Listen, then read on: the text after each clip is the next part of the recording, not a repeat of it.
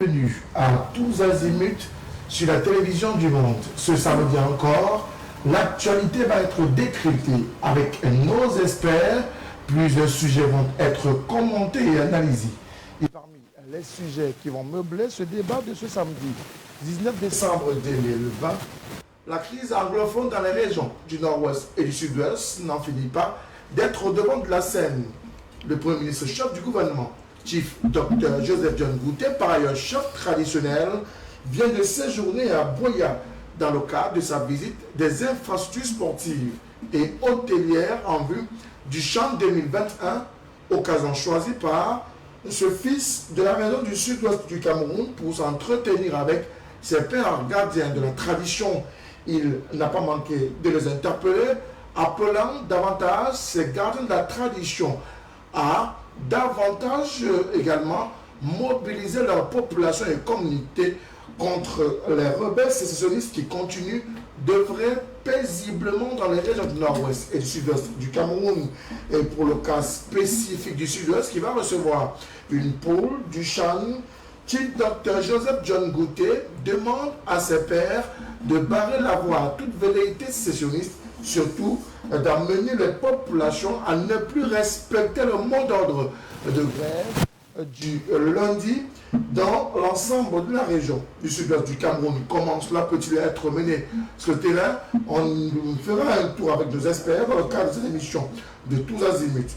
Autre actualité, le Social Democratic Front s'est réuni en session ordinaire de son NEC, le National Executive Committee. C'était le 12 décembre 2020 dernier, une session pratiquement un an jour pour jour après la dernière de 2019, toujours présidée par le chairman Ni John Fundi, qui aura par ailleurs passé pratiquement 8 mois à l'étranger à raison des questions de maladie.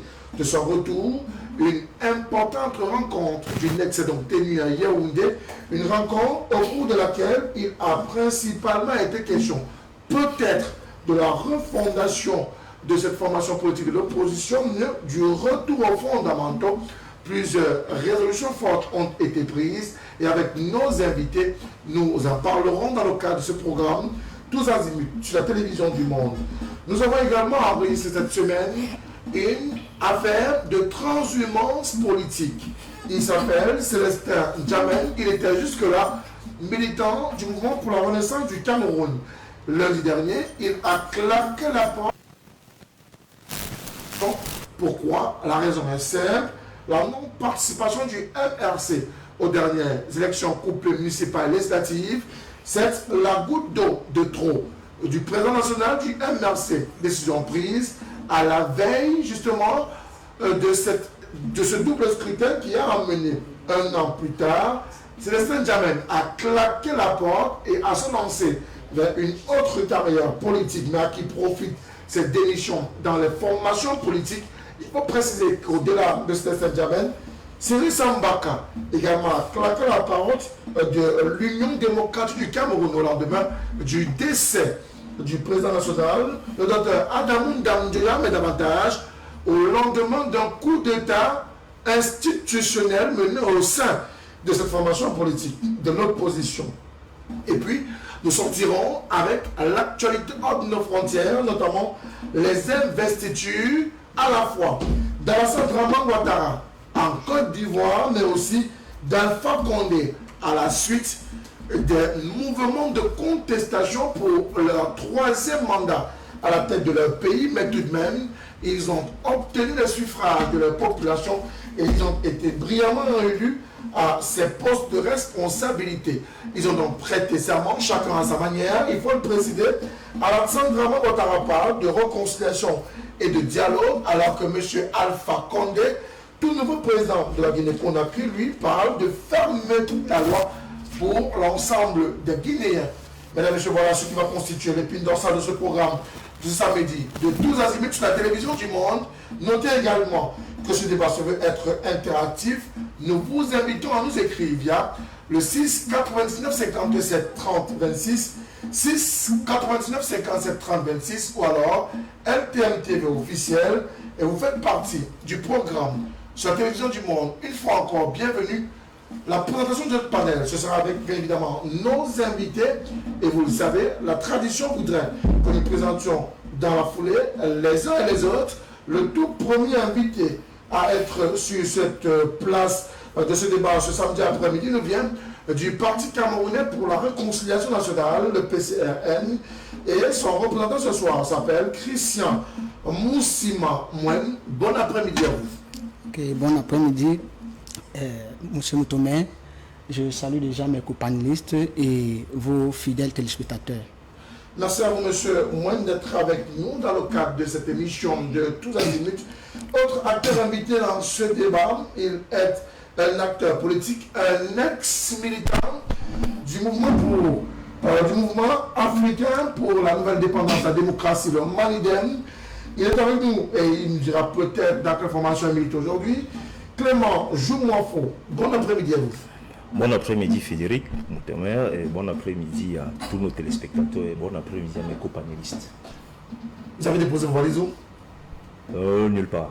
On en parlera tout à l'heure dans le cadre de cette émission. Merci à vous d'être avec nous dans le cadre de ce débat interactif sur la télévision du monde. Je rappelle que plusieurs autres acteurs vont nous accompagner dans le cadre de ce débat. Et parmi ces acteurs politiques, le représentant du Social Democratic Front, Mathurin Biol, qu'on ne présente plus dans le cadre de cette émission, est avec nous dans le cadre de ce débat. Mathurin, bon après-midi à vous. Bon après-midi Frédéric Tomé. Bon après-midi à mes copanélistes et bon après-midi à vos millions de téléspectateurs. C'est toujours un plaisir de savoir le rendez-vous du samedi après-midi sur la télévision du monde. Autre acteur à nous accompagner, il vient du MMP. C'est l'un des plus hauts responsables de cette formation politique de l'opposition, Bertrand Tatinda. Bon après-midi, Bertrand. Bon après-midi, monsieur Moutomé. Je suis très content d'être là. Laisse-moi dire un bonsoir à mes amis qui m'accompagnent, aux milliards de téléspectateurs en fait qui nous suivent. Et juste un mot, monsieur Moutomé, donc je ne serai pas long. Le procès de nos enfants militaires a commencé au tribunal militaire. Ces enfants répondent en quelque sorte de, entre guillemets, des violations de consignes. Le commissaire de gouvernement établira et les juges établiront les responsabilités. Mais moi, je tiens à dire que je conserve toute mon estime, toute mon amitié et toute mon admiration sur ces trois garçons. Ça ne veut pas dire que j'approuve ce qu'ils ont fait. Mais chaque fois qu'un Camerounais prendra le drapeau du Cameroun, décidera de donner sa vie pour ce pays, même s'il commet une bavure, même s'il commet, comment je vais dire, une faute, effectivement, je lui réitère mon amitié. Donc, cher fiston, assumez votre faute, prenez votre éventuelle peine avec honneur et fidélité, vous gardez toute notre amitié et tout notre profond respect. Nous restons avec vous, Bertrand Tatinda. Vous avez voulu la parole. Les chefs traditionnels étaient face au premier ministre chef du gouvernement, Chief Dr. Joseph John Goutté, à Boya cette semaine. Une actualité qui n'est pas passée inaperçue, mais davantage une actualité qui intervient dans le cadre de la crise anglophone et davantage au lendemain d'une situation qu'ont vécu les gardes de la tradition dans le sud-ouest. 3 d'entre eux ont été enlevés, un a été tué et les 2 autres ont été libérés après une action des éléments de force de défense et de sécurité. Peut-on comprendre la posture du chef du gouvernement aujourd'hui face à ces gardiens de la tradition? Oui, d'ailleurs, Dieu merci. Parce que un de ses chefs avait décidé de mener un certain type de représailles. Il avait identifié en fait des jeunes originaires d'une région du Cameroun. Il avait expliqué que c'est vous. On ne vous veut plus dans le sud-ouest, dans la région du sud-ouest. Partez de la région du sud-ouest. Dans la limite, il avait donné des ultimatums. Et le premier ministre chef de gouvernement, en fait, comme par hasard, était dans le littoral et dans le sud-ouest pour la visite, je crois la dernière visite d'inspection des installations sportives du Cameroun avant le Chan. Donc, cette actualité est arrivée et sur instruction du président de la République, il a dû se dire Dieu merci, rencontre ces notabilités et voit de quoi il en découle. Eh bien, il y avait toutes les notabilités du sud-ouest. Ils ont émis un certain nombre de déshydratants, ils ont parlé de leur sécurité, ils ont parlé du comportement de certains. Ils ont expliqué que le sud-ouest n'accepte pas, dans son écrasante majorité, sinon dans sa totalité, le sud-ouest n'accepte plus cette histoire. Et que eux, véritablement, ils étaient prêts à mener des représailles. Le Premier ministre a discuté avec eux. Ça a été long. Il y avait même le vétéran des chefs, Tif Moukete. Vous savez qu'il est pratiquement, j'ai envie de dire, le vétéran de la République, parce qu'il est même l'aîné du président de la République. Donc, au-delà de la notabilité qu'il représente, comme vous savez, chez nous, l'âge revêt un caractère sacré chez nous. Plus quelqu'un, en fait, vit, plus il a de la considération et plus il est sage. Donc, ils étaient tous là. À la fin, ce chef qui avait expliqué que lui, il retrouvera en fait ces assassins, il fera partir ses enfants en quelque sorte de la région qui cause des dégâts dans le sud-ouest, a finalement dit au Premier ministre que je reviens à le bon sentiment. Donc l'État, je ne dirais pas tout ici, parce qu'il y a un certain nombre, j'ai eu un certain nombre d'informations, l'État, les forces de sécurité et de défense, le Premier ministre leur a promis un certain nombre, de garanties. Je crois que ça sera fait.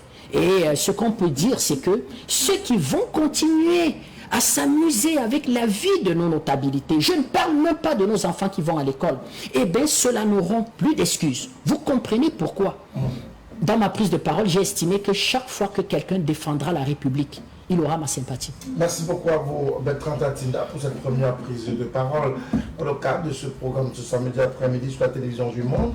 Monsieur Moussima Moine du PCRN, c'est une actualité qui défraie la chronique, mais davantage, on peut comprendre aujourd'hui la posture du Premier ministre qui est par ailleurs chef traditionnel, qui voudrait à la fois défendre ses pairs, mais qui appelle ses pairs à davantage mobiliser leur communauté pour défendre l'intérêt de leur territoire, mais pour également défendre le Cameroun.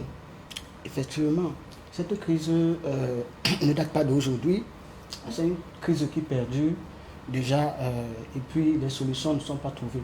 Il ne s'agit pas seulement d'interpeller les chefs traditionnels de ce côté, mais il s'agit aussi effectivement que Dr Diongouté appelle effectivement ses collaborateurs à faire preuve de maturité. Parce qu'effectivement, il y a eu beaucoup de commissions qui ont fait un tour dans cette région et qui n'ont rien ramené jusqu'aujourd'hui.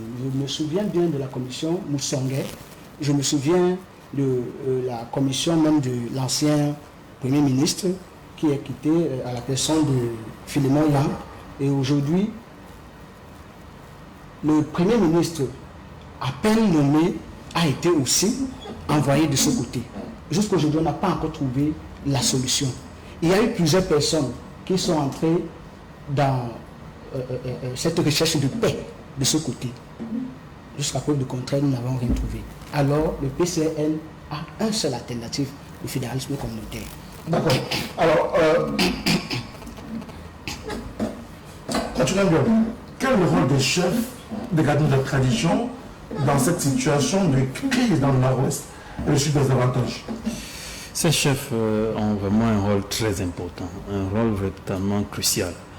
Ce sont des personnalités qui sont les plus proches des populations. Ce sont des symboles spirituels, ce sont des symboles véritablement sociaux. Donc le discours est plus direct quand les chefs parlent aux populations, parce que ces chefs sont au quotidien avec ces populations-là. Donc ce sont des autorités traditionnelles. Et il serait important que ce soit des relais efficaces auprès des populations. Comment être des relais efficaces auprès des populations alors que déjà ces gardiens de la tradition eux-mêmes ont leur vie qui sont en grand danger au quotidien. Le rapte successif dans cette partie du pays ne conforte que davantage la posture de ces chefs qui sont quand même en droit d'avoir peur vis-à-vis de la sécurité qu'il y a dans le nord-ouest et le sud-est. Tout à fait, tout à fait. D'abord, je disais que ce sont des autorités traditionnelles, ce sont des relais qui doivent véritablement fonctionner, mais aussi le gouvernement doit jouer sa partition. Le gouvernement doit assurer véritablement la sécurité de ces chefs traditionnels, parce qu'il est impensable vraiment qu'on envoie ces gens-là, n'est-ce pas, tenir un discours qui est un discours anti-sécession, qui est un discours anti-sécession, qui est un discours anti-ambazonien, et que leur sécurité ne soit pas garantie. C'est ça qui est véritablement dangereux. C'est comme si on les envoie à la mort. Moi, j'ai suivi avant d'arriver ici, n'est-ce pas, une vidéo d'un chef traditionnel qui appelait les populations véritablement à s'opposer au discours des ambazoniens. J'avais l'impression que ce monsieur donnait sa vie, n'est-ce pas, en holocauste, afin que la sécurité, afin que la paix revienne dans cette zone-là. Donc, il n'est pas bon, véritablement, que des gens tiennent un discours aussi courageux et que leur sécurité ne soit pas garantie. Donc le gouvernement doit jouer son rôle. Le gouvernement devrait renforcer, et c'est tout à fait normal, renforcer la sécurité, renforcer les services de sécurité qui sont dans cette zone. L'armée, la police, la gendarmerie. C'est normal que la sécurité soit renforcée. Les gens demandent que l'armée doit retourner aux casernes, dans les casernes. C'était la posture de votre parti politique à l'époque. Écoutez, je ne sais pas de quel point vous parlez. Nous demandons la démilitarisation du Nord-Ouest. Nous n'avons pas demandé la démilitarisation. C'était la posture. Nous avons demandé que toutes les mesures soient prises afin que la paix, n'est-ce pas, revienne dans cette zone-là. Et si la paix revient, il va de soi que forcément les militaires n'auront plus de rôle à jouer dans cette partie du pays. Je vais dire au moins en nombre important. Il est tout à fait normal que sur le plan militaire, au moins qu'il y ait des casernes qui fonctionnent dans cette zone-là. Mais vu la situation actuelle, on est obligé notamment d'assurer la sécurité et des populations et des autorités, comme on parlait des autorités traditionnelles et même des autorités civiles. D'accord. Alors, où est passée toute la force, la puissance des chefs traditionnels qui aujourd'hui sont interpellés par le chef du gouvernement, ça sont auxiliaires d'administration, mais on le sait, ce sont les gardiens de la tradition. Est-ce que la tradition n'a plus sa force, sa vigueur, sa vitalité, même sa détermination vis-à-vis des populations et même vis-à-vis de ces sécessionnistes? Vous voulez que je vous dise la vérité? Dites-moi toute la vérité. C'est justement parce qu'au début, ces chefs-là étaient pour la sécession. Bon nombre d'entre eux étaient pour la sécession. Le temps a passé, chacun croyait avoir un résultat. Et ils ont compris qu'ils ne peuvent pas avoir le résultat dont ils pensaient. Alors, chacun a repris la loi, la raison. Et c'est aussi parce que dans des villages, les chefs connaissent toutes les conceptions. Parce que dans chaque village, il y a des démembrements, il y a des notables. Ça veut dire qu'on peut identifier dans chaque famille un sécessionniste. On peut le faire. Mais le véritable problème, c'est ce que je vous ai dit au début. Maintenant, comme les chefs traditionnels ont trouvé la raison pour revenir dans la République, il faut donc que l'État assure leur sécurité et que les chefs dénoncent. C'est ça le véritable problème.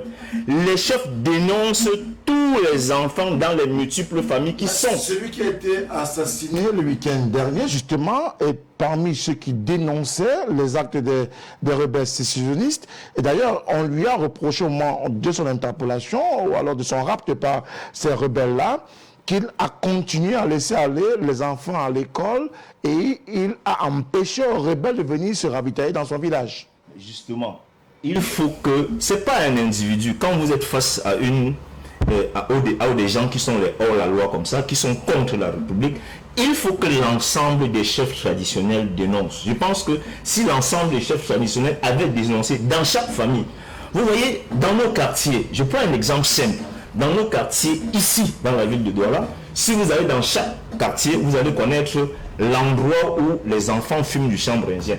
Tout le monde le sait, même la police souvent le sait, les familles le savent.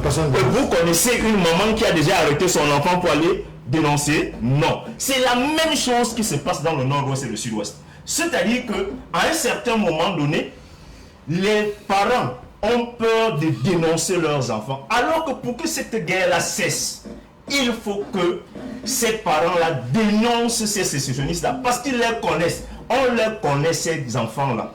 Tous les chefs-là peuvent vous identifier dans telle famille, tel est devenu tel à tel moment, tel est devenu tel à tel moment. Pourquoi? Parce que quand un chef traditionnel, prend par exemple un décret dans un village, tout le monde l'applique. Tout le monde l'applique. Parce qu'on estime qu'il est le gardien de la tradition, qu'il est la force pour. Aujourd'hui, quand vous me posez la question à savoir où est partie la puissance de la tradition, mais la puissance de la tradition est partie parce que les chefs au début étaient d'accord. Au début, ils n'ont pas pris à bras le corps cette guerre-là. Vous mettez le problème sur les chefs traditionnels. Oui, mais je dis qu'au début, il faut dire la vérité. Au début, ils n'ont pas pris à bras le corps cette guerre-là. C'est maintenant qu'ils se sont rendus compte qu'on ne fait pas la guerre contre la République. D'accord. Merci à vous, messieurs, pour cette première contribution à ce programme de ce samedi. C'était le premier sujet. Le zapping, c'est un tour de parole pour chacun. Et puis, on entre dans l'un des sujets phares de cet après-midi de débat sur la télévision du Monde. Nous parlerons du Social Democratic Front. Nous avons la chance d'avoir sur ce plateau un représentant de cette formation politique. Le SDF a tenu à Yaoundé une session ordinaire de son ex, la présence du chairman Ni John Fundi. Et il faut le préciser, c'est une session qui a davantage parlé des élections municipales législatives du 9 février 2020, mais aussi de la situation de la crise anglophone dans les régions du nord-ouest et du sud-ouest du Cameroun. Et pour davantage comprendre de quoi elle retourne, Mathurin va peut-être nous donner en 2-3 mots concrètement pourquoi revenir une fois de plus dans cette session sur ces élections municipales que vous considérez vous avoir été volé à raison peut-être de votre point de vue, du point de vue du SDF, de ce qu'il n'y a pas eu élection dans le nord-ouest et le sud-ouest du Cameroun. Oui, il est clair et évident qu'il n'y a pas eu élection dans cette zone-là. Comment il n'y a pas eu élection alors que tout le monde a bien vu que les urnes ont été remplies, des résultats ont été proclamés. Vous avez d'ailleurs porté l'affaire devant les juridictions qui vous ont donné raison et qui, malheureusement, vous ont encore... les populations ne vous ont pas une fois de plus sa confiance. Vous faites bien de dire que nous avons eu raison devant la Chambre administrative de la Cour suprême, n'est-ce pas?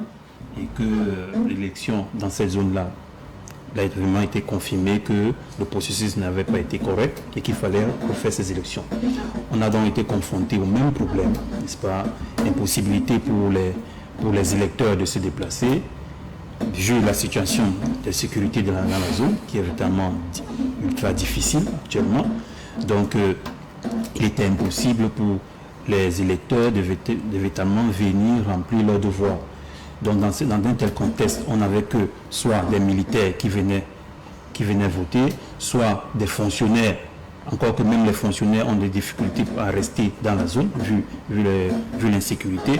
Donc, forcément, c'était une élection qui n'était pas véritablement crédible.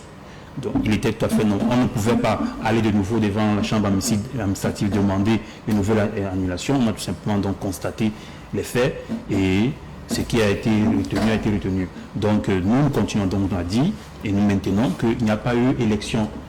Il n'y a pas eu élection et ceux qui représentent véritablement les populations, ou alors qui vont parler au nom des populations au cours de ces 5 prochaines années, n'ont pas la légitimité populaire qu'il fallait véritablement dont ils soient revêtus. C'est vraiment la posture du mauvais perdant, malheureusement, qui vous amène à un an plus tard, ou pratiquement un an plus tard, a dit qu'il n'y a toujours pas d'élection dans le nord-ouest. Lorsque nous disons que véritablement il n'y a pas eu d'élection, ce n'est pas parce que nous avons perdu, mais c'est parce que nous voulons véritablement que ceux qui dirigent et qui vont véritablement implémenter la décentralisation, n'est-ce pas, et au moins la légitimité, et qu'ils aient véritablement l'investiture, qu'ils aient le crédit des populations. Donc ce n'est pas parce que nous avons perdu, mais parce que nous souhaitons véritablement que les dirigeants qui sont là-bas soient crédibles, mais ce n'est pas le cas.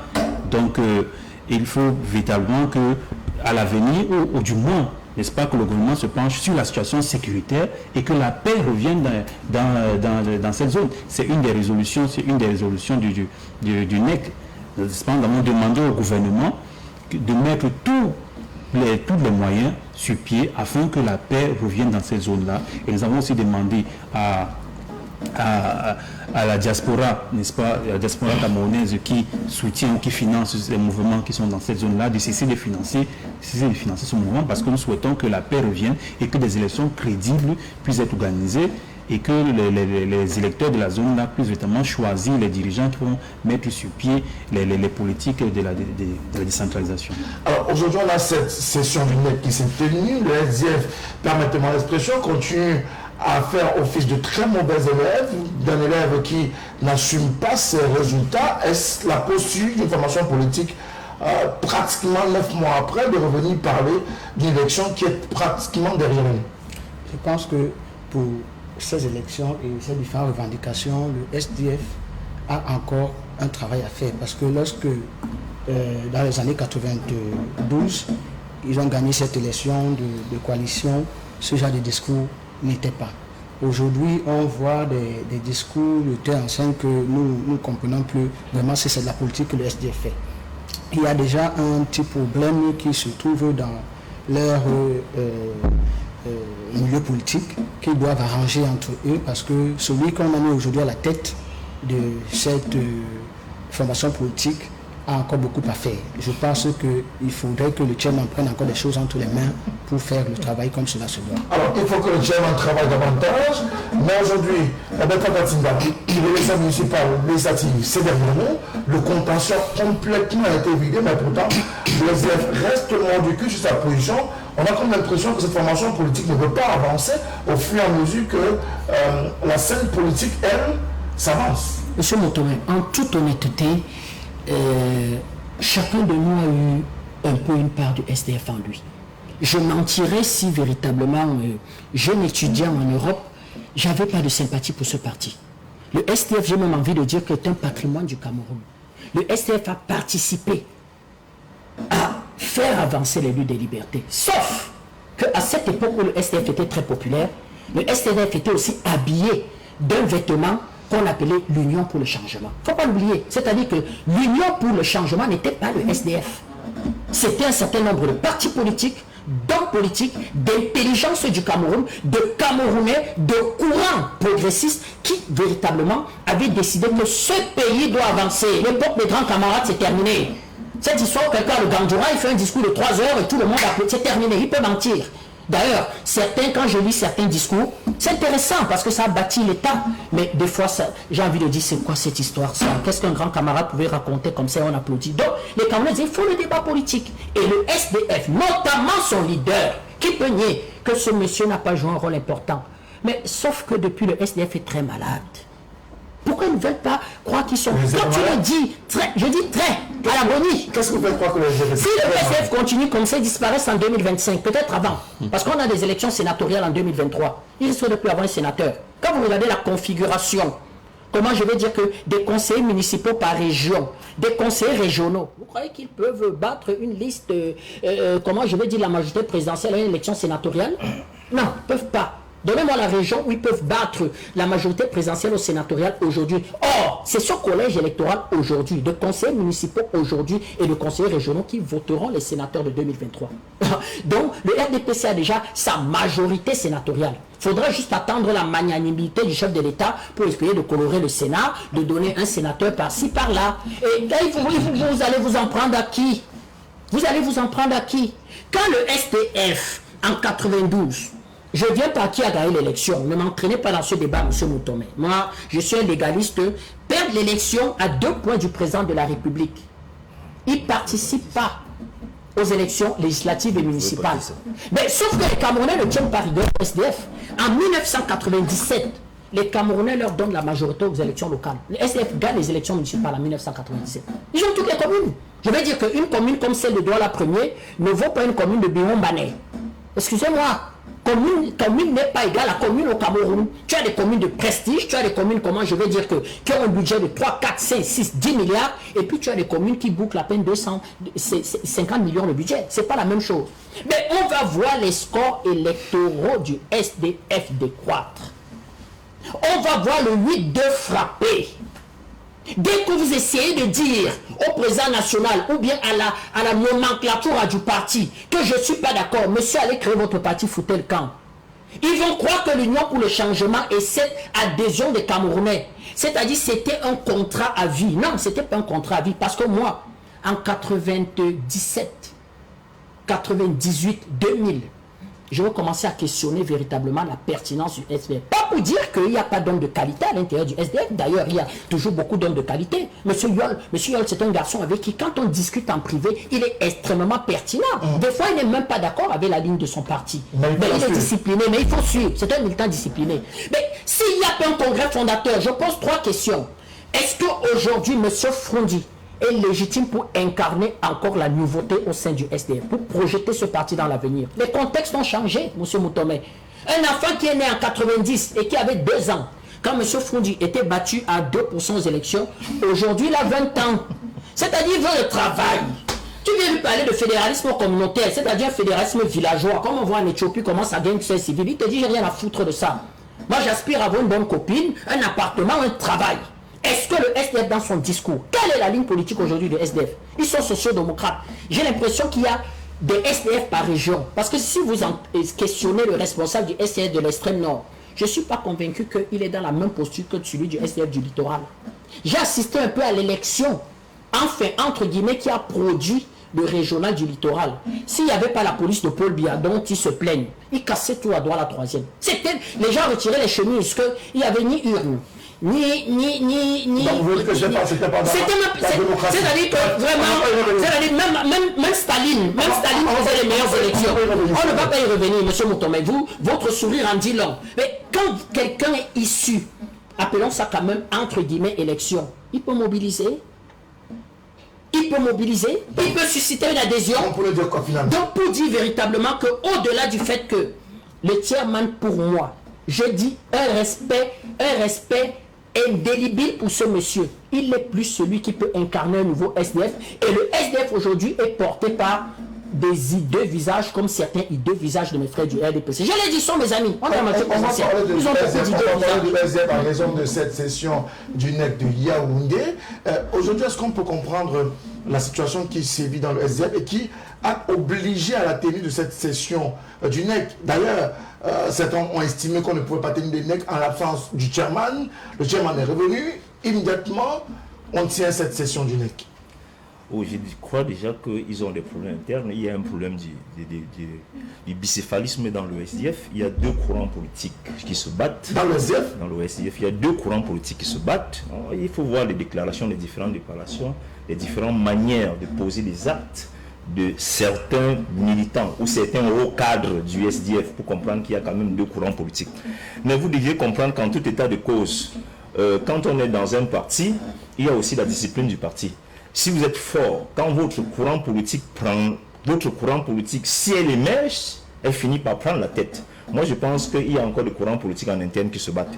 Le chairman signe encore sur son siège, et ce qui est légitime. Non, il signe sur son siège, ce qui est légitime. Nous n'avons pas vu le chairman pendant les élections en février. Il n'était pas même pendant la présidentielle en octobre 2018. Il n'était pas, il n'a pas fait ce qu'il avait souvent l'habitude de faire. Maintenant, je ne suis pas du tout d'accord avec Tantinda qui se moque de l'Union pour le changement qui a gagné les élections en 1992. L'histoire retiendra, parce qu'il faut qu'on apprenne à dire la vérité aux Camerounais. L'histoire retiendra que Dipanda Mwele disait « je lis ce que je vois ». Et nous sommes en politique, il faut lire entre les lignes. Je m'arrête là. L'Union pour le changement, c'était un travail fait par des vieux UPCistes qui avaient construit toute une dynamique autour du SDF. Et il faut aussi dire que c'est à cause de ça aujourd'hui qu'il y a beaucoup de difficultés à l'opposition d'avoir un seul leader comme nous avons eu en 92. Parce qu'en principe, au sorti des élections de 92, le SDF qui avait ravi d'AVD a cru qu'il avait travaillé tout seul. A cru qu'il avait travaillé sur eux, qui s'était encamparé du travail des autres. Et ça fait à ce que, aujourd'hui, quand on parle d'une certaine coalition, bon nombre de leaders politiques pensent que l'histoire va se répéter. Et il faut reconstruire une dynamique autour des problèmes, des fléaux sociaux qui peuvent réunir tous les Camerounais. Pour faire une coalition au Cameroun aujourd'hui, il faut faire des choses, reconstruire une dynamique pour des fléaux qui peuvent, que tous les Camerounais et les Camerounaises doivent se reconnaître là-dedans. Maintenant, quand vous parlez des élections, si le SDF se plaint qu'ils ont perdu, qu'il n'y a pas eu élection. Moi, je pense qu'ils devraient déjà savoir. Nous avons dit à une certaine époque dans ce pays que le territoire valait qu'une élection. Il fallait sauvegarder le territoire, ça valait qu'une élection. Et tout le monde le sait. Nous savons que le bastion du SDF, c'est le nord-ouest et le sud-ouest. C'est normal qu'ils soient en train, moi je pense qu'ils sont en train de pleurnicher là aujourd'hui. Il fallait qu'ils se rendent compte que, avec ce qui se passe là, il serait difficile, et même très difficile, qu'ils puissent gagner une élection dans ces contextes-là. Parce que ce que les gens oublient et que les gens refusent de dire souvent, c'est que le RDPC a des militants fidèles. Les militants du RDPC sont comme les moutons qui vont à l'abattoir. Et ça, je sais de quoi je parle. J'ai déjà été plusieurs fois candidat aux élections locales. ils sont comme des moutons. S'ils sont deux, ils y vont. C'est la réalité. Or, beaucoup de militants de l'opposition, à un certain moment donné, hésitent par rapport au discours du leader. Et c'est ça, au fur et à mesure que les années passent, ça décrédibilise les partis d'opposition. D'accord. Alors, Mathieu Lambion, finalement, le problème de ce NEC est-il davantage les querelles intestines dans le SDF qu'on a voulu cacher derrière cette affaire des élections qui n'ont pas eu lieu ou eu lieu, mais toujours est-il que nous avons, vous et moi, et bien nombre de téléspectateurs, que le contentieux étant vidé, on considère que les élections sont derrière nous. Et vous savez que c'est le discours qui a été prôné depuis 2004 par le leader politique aujourd'hui. Les décisions du Conseil constitutionnel sont des dogmes. Point. Il faut dire que, je voudrais dire que tous les partis politiques, n'est-ce pas, ont des courants, n'est-ce pas. Le SDF n'invente pas la politique, le SDF n'est pas le premier parti politique où il y a des idées, n'est-ce pas, qui sont véhiculées par un certain nombre de courants à l'intérieur d'une organisation. Et lorsque ces différents courants-là se réunissent dans un organe comme le NEC, n'est-ce pas, c'est pour venir maintenant avoir un point de vue commun, n'est-ce pas, établir une ligne politique qui sera suivie par l'ensemble des partis, l'ensemble des militants de ce parti-là. Donc il ne faut pas faire croire que le SDF est aujourd'hui divisé en 1000 morceaux et que on a tout simplement besoin de ramasser ces morceaux-là pour enterrer le parti. Est-ce que le SDF est divisé? Je voudrais d'abord préciser cela. Est-ce que le SDF n'est pas divisé? La preuve, c'est que l'organe central, le NEC, a pu, n'est-ce pas, tenir une réunion où tous les différents courants, n'est-ce pas, ont pu s'exprimer, toutes les idées ont pu, n'est-ce pas, se rassembler et on a pu, n'est-ce pas, communiquer maintenant une ligne politique qui est l'unique ligne qui sera suivie par l'ensemble des camarades qui sont à l'intérieur du parti. Maintenant, le SDF, c'est tout à fait normal. Le SDF a 30 années de vie, n'est-ce pas? Ce n'est pas un parti qui a 2 ans, ce n'est pas un parti qui a 4 ans. C'est un parti qui aujourd'hui a 30 années. On peut parler déjà de maturité. N'est-ce pas? 30 années, on peut déjà parler de maturité. Donc c'est forcément le moment pour le parti de se remettre en cause, n'est-ce pas? De se reconstruire, d'évaluer le chemin qu'il a parcouru et maintenant d'établir des nouveaux objectifs pour l'avenir. Et forcément, 30 années, quand on évalue, il y a eu des hauts, il y a eu des bas. Vous avez cité les hauts, c'est-à-dire que les grands moments des années 92, nous avons porté, n'est-ce pas, la lutte pour les revendications sociales au Cameroun. Nous avons porté les luttes pour la liberté d'expression, liberté d'association, ainsi de suite. Ces combats-là, nous les avons fait avec d'autres organisations dont nous reconnaissons aussi leurs contributions, notamment les partis politiques, l'UPC, le MANIDEM, ainsi de suite, avec lesquels nous avons travaillé, n'est-ce pas, pour avoir les espaces de liberté que nous avons aujourd'hui. Quand des jeunes partis politiques comme le parti de mon ami aujourd'hui veulent nous flageller et ne comprennent pas que si aujourd'hui peuvent s'exprimer, c'est parce que nous avons vraiment mené des combats, nous avons mené vraiment des luttes. Donc c'est vraiment très ingrat quand je vois un jeune homme comme ça qui notamment se lance dans l'arène politique, ne comprend pas qu'il a des dévanciers, n'est-ce pas? Ne comprend pas qu'il y a des gens qui... Est-ce que c'est pas ça aussi le problème du SDF? C'est dit davantage que nous avons fait la lutte, certes, nous devons nous targuer de nos lauriers, on devrait pouvoir se coucher sur ces très belles oreilles en se disant que, bon, puisque nous avons été devant, il vaut mieux continuer dans ce sens-là. Non, nous savons forcément qu'aujourd'hui, comme je vous le disais, il y a un moment pour évaluer la situation, pour faire un bilan, n'est-ce pas? Le SDF, c'est un parti de gauche. C'est un parti qui est le plus proche possible des populations. Donc nous devons donc revenir à nos fondamentaux, n'est-ce pas?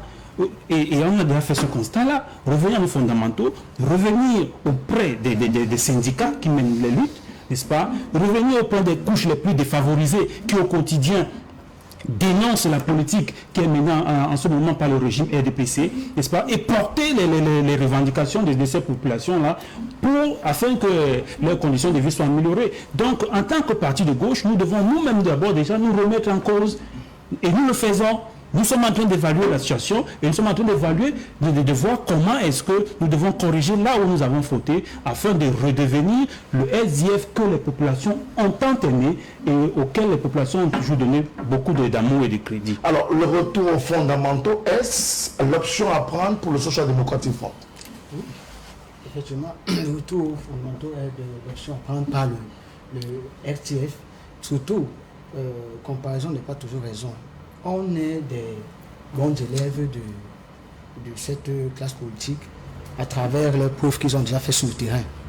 Et effectivement, si mon copain a dû prendre le fait de leur dire de doubler d'efforts, mal, je demande effectivement qu'ils regardent encore à l'intérieur de leur parti et qu'ils essaient de résoudre ce problème qui ne va pas, parce que nous au PCN on a déjà travaillé avec tous les partis, oui.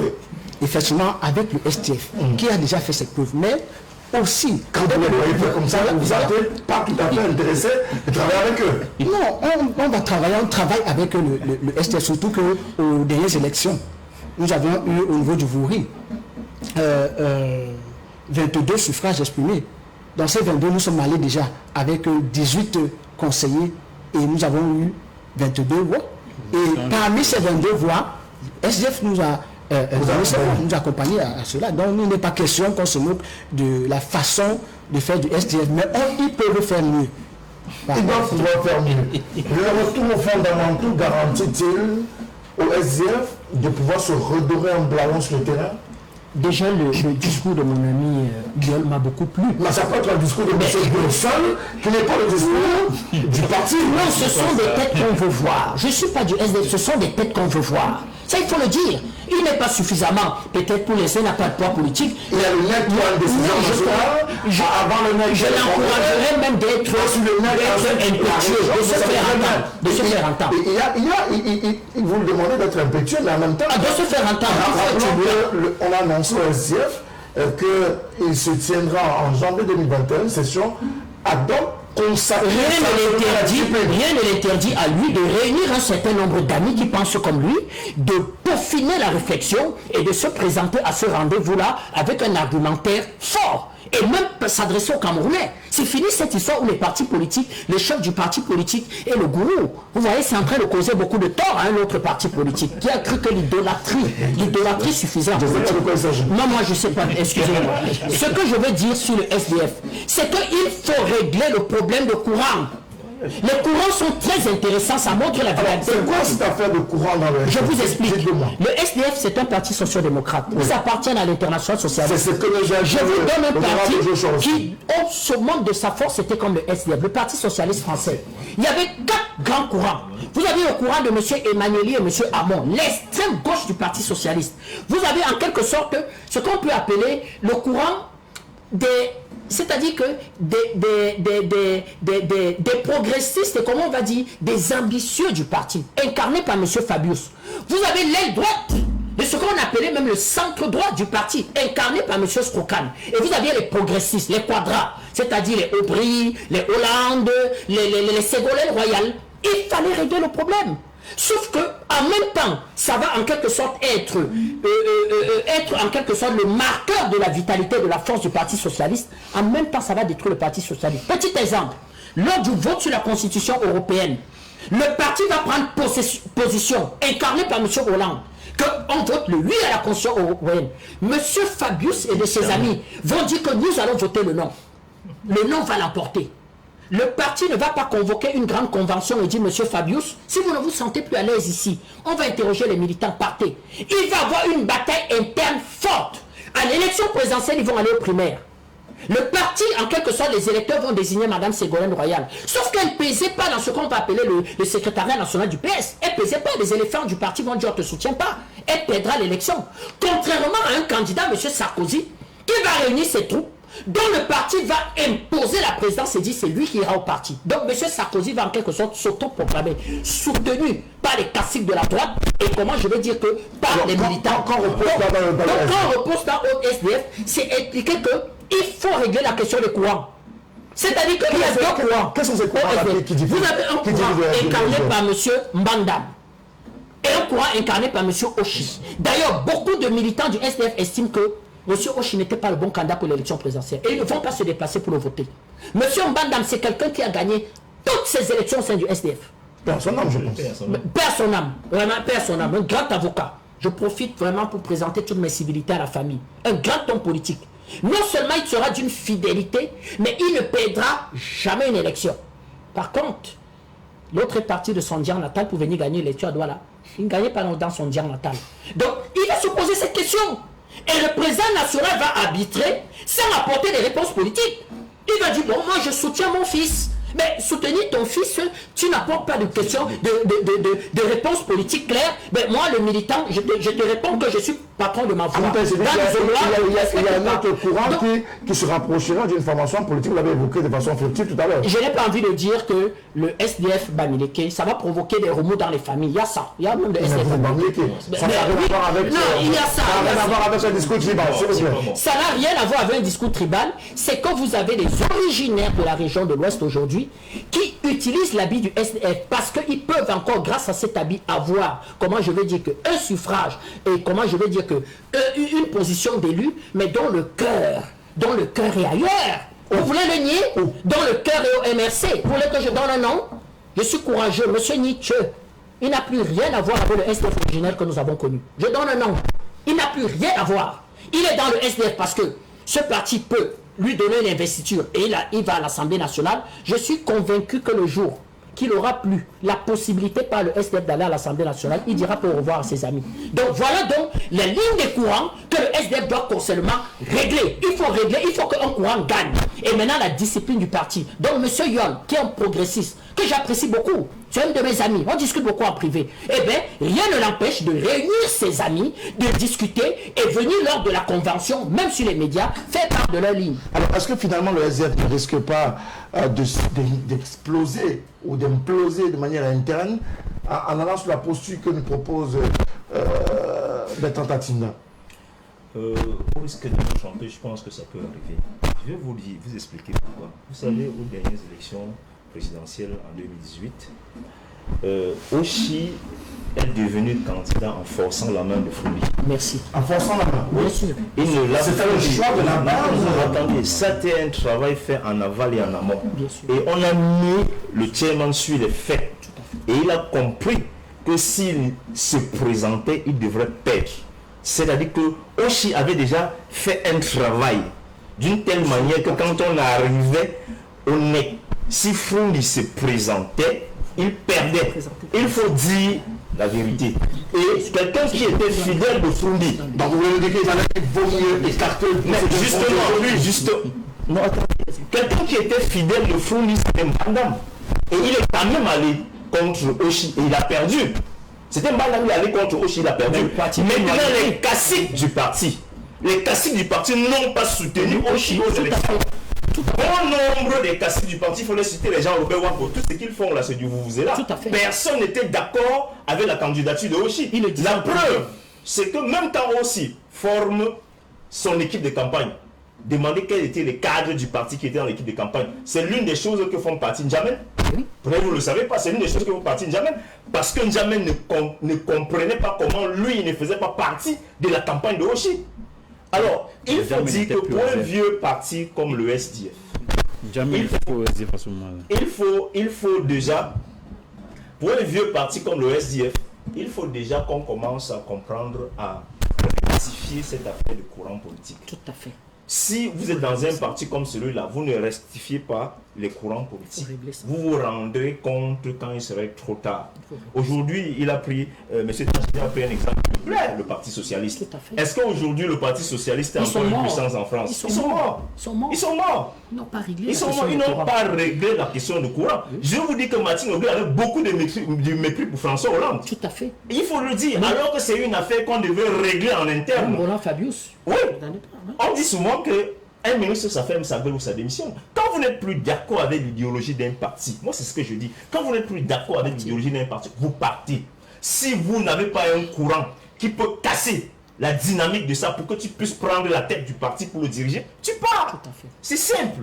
Alors nous sommes aujourd'hui, est-ce que, je vais vous dire, nous avons vu les élections à Bruxelles. Je veux vous dire que les caciques du parti n'ont pas soutenu certains candidats. Je veux le dire, ils n'ont pas soutenu certains candidats. On l'a laissé à la merci. Il s'est battu tout seul comme un beau diable. Alors, quand vous êtes dans un parti où les gens se règlent des comptes politiques, il y a un problème. Moi, je pense que le chairman n'a plus la même mise sur le parti. Il faut le dire. Le chairman n'a plus la même mise sur le parti. Il faut que certains courants politiques, s'ils ont mis une dynamique sur pied, que le chairman, moi je dis que le chairman c'est un mythe. Vous savez, pour moi le chairman c'est un mythe. Les années passeront, tout le monde vous parlera du chairman avec le poignet. Et c'est ce que beaucoup de gens ont retenu de lui. C'est un mythe. Pour dire qu'en ce moment-là, quand vous êtes dans un parti comme celui-là, si vous voulez garder votre histoire, il faut à un certain moment donné prendre sa retraite. Le chairman ne perdrait rien à prendre sa retraite et à laisser un certain courant diriger le parti. D'accord. D'aucuns, je voudrais finir, d'aucuns estiment qu'Oshi est très proche du RDPC. Ah oui. D'aucuns estiment qu'Oshi est très proche du RDPC. D'autres le disent, comme M. Tanchida vient de dire que l'honorable Nietzsche est proche du MRC. Quand vous êtes dans un parti où en interne, les militants disent que vous n'utilisez que l'emblème, vous utilisez l'emblème pour avoir des postes électifs et que idéologiquement vous n'y êtes plus, il y a un problème fondamental, il y a un problème qu'il faut régler. Un problème fondamental, M. Mathurin Biol nous a précisé et qu'il est davantage question aujourd'hui de la refondation de ces formations politiques. Est-ce cette refondation qui a conduit à la mise en place de ces 4 commissions, dont 2 seront dirigées par les caciques, si on peut permettre l'expression, du SDF, notamment Paul Tchatchon, qui est sénateur et qui va diriger l'une des commissions mises en route, mais également l'honorable Jean-Michel Nietzsche, qu'on trouve être très proche du MRC, qui va davantage diriger la commission des actions. Comment est-ce qu'on doit pouvoir envisager cela? Bien, il faut tout simplement voir cela en cela une volonté véritablement de redynamiser le parti. Moi, je voudrais dire d'abord que je suis vraiment très à l'aise et très content quand je vois, n'est-ce pas, on se regroupe ainsi, les Camerounais se regroupent ainsi pour parler du SDF. Ça veut dire que le SDF est toujours dans le cœur des Camerounais, le cœur des populations. C'est un grand parti politique. C'est, comme je le disais, c'est un parti politique qui a toujours, n'est-ce pas, voulu être le plus proche possible des populations. Donc c'est réjouissant et c'est la direction du parti et tous les militants que nous sommes, n'est-ce pas, de véritablement prendre ces différentes critiques qui nous sont faites en compte, n'est-ce pas, et de changer les choses et d'améliorer la pratique politique de notre parti et de voir comment est-ce qu'on peut véritablement, n'est-ce pas, rebooster les choses et redevenir le grand parti que nous avons toujours été et que nous souhaitons toujours rebâtir. Est-ce que c'est avec la commission que va diriger Jean-Michel Nietzsche que vous comptez rebâtir le SDF? Oui, moi, quand je disais tout à l'heure que j'étais à l'aise lorsqu'on discutait ensemble des possibilités de voir le parti véritablement changer les choses, améliorer son fonctionnement. Mais je suis mal à l'aise quand on parle des individus. Quand on parle des individus, j'entends parler de l'honorable Jean-Michel Nietzsche, j'entends parler de aussi par-ci, par-là. Je suis mal à l'aise quand on parle des individus parce que dans les moments comme ceci, on devrait plutôt parler des idées. N'est-ce pas, les idées qui sont véhiculées par les uns et par les autres. Et moi, je pense que l'idée phare, n'est-ce pas, d'un parti comme le nôtre, c'est véritablement de lutter pour l'amélioration des conditions de vie des populations. Si c'est ça le fondamental pour un parti de gauche comme le nôtre, moi, je suis preneur et je suis très à l'aise avec ça. Donc, je vais ma question. Oui, la question. La commission d'action, par exemple. Elle va faire quoi? La commission, non, pour relancer les choses, il faut forcément que les gens travaillent, que les gens soient encadrés par des commissions, n'est-ce pas? Dans le cadre des commissions, il y a 4 commissions qui ont été mises sur pied. Il y a 2 commissions qui sont il y a la commission pour la réconciliation, il y a la commission pour des actions politiques. La commission, vous l'avez dit, l'honorable Tchatchouan, n'est-ce pas, dirige l'une des commissions et l'honorable Jean-Michel Nincheux dirige l'autre commission. Le but est évidemment de rebooster le SDF, de mettre sur pied des stratégies qui permettront de retrouver la première place, n'est-ce pas, et de retrouver la place que nous avons toujours eue dans le cœur des Camerounais et de revenir au grand parti que nous n'aurions jamais dû cesser de. Alors, réconciliation, pourquoi? Réconciliation? Oui. Mais réconciliation forcément parce que dans toute famille, écoutez, ce sont des familles politiques, il ne faut pas faire comme si le SDF vit sur une autre planète. Dans toutes les familles politiques, moi je suis étonné quand les gens parlent des courants. Mais les courants, dans toutes les familles politiques, il y a des idées qui divergent. Le plus important, c'est de souder ces idées-là, de réunir cela et d'en tirer de la lumière qui pourra éclairer l'association. On dit du choc des idées, jaillit la lumière. Vous ne voulez pas qu'il y ait un choc des idées, pourquoi? Vous voulez l'uniformisme. Il y a une organisation au Cameroun qui a décidé de faire dans l'uniformisme, de faire on appelle une église politique réveillée. Mais le SDF n'est pas une église politique réveillée. Le SDF, c'est un parti socialiste, un parti social-démocrate. Ça veut dire que dans des organisations socialistes, il y a toujours des idées qui divergent. Et c'est à partir de ces idées divergentes qu'on finit par apprendre à choisir des idées et en faire le credo qui va finalement porter l'organisation. Donc je suis vraiment étonné quand des gens veulent évidemment s'appesantir sur cela. C'est le cas dans toutes les organisations. Monsieur Clément Diouf, il sort d'une organisation, le Manidem. On sait que parce que les divergences n'ont pas été bien gérées, on connaît ce qui s'est passé au sein de cette organisation. Aujourd'hui, il y a Mbombok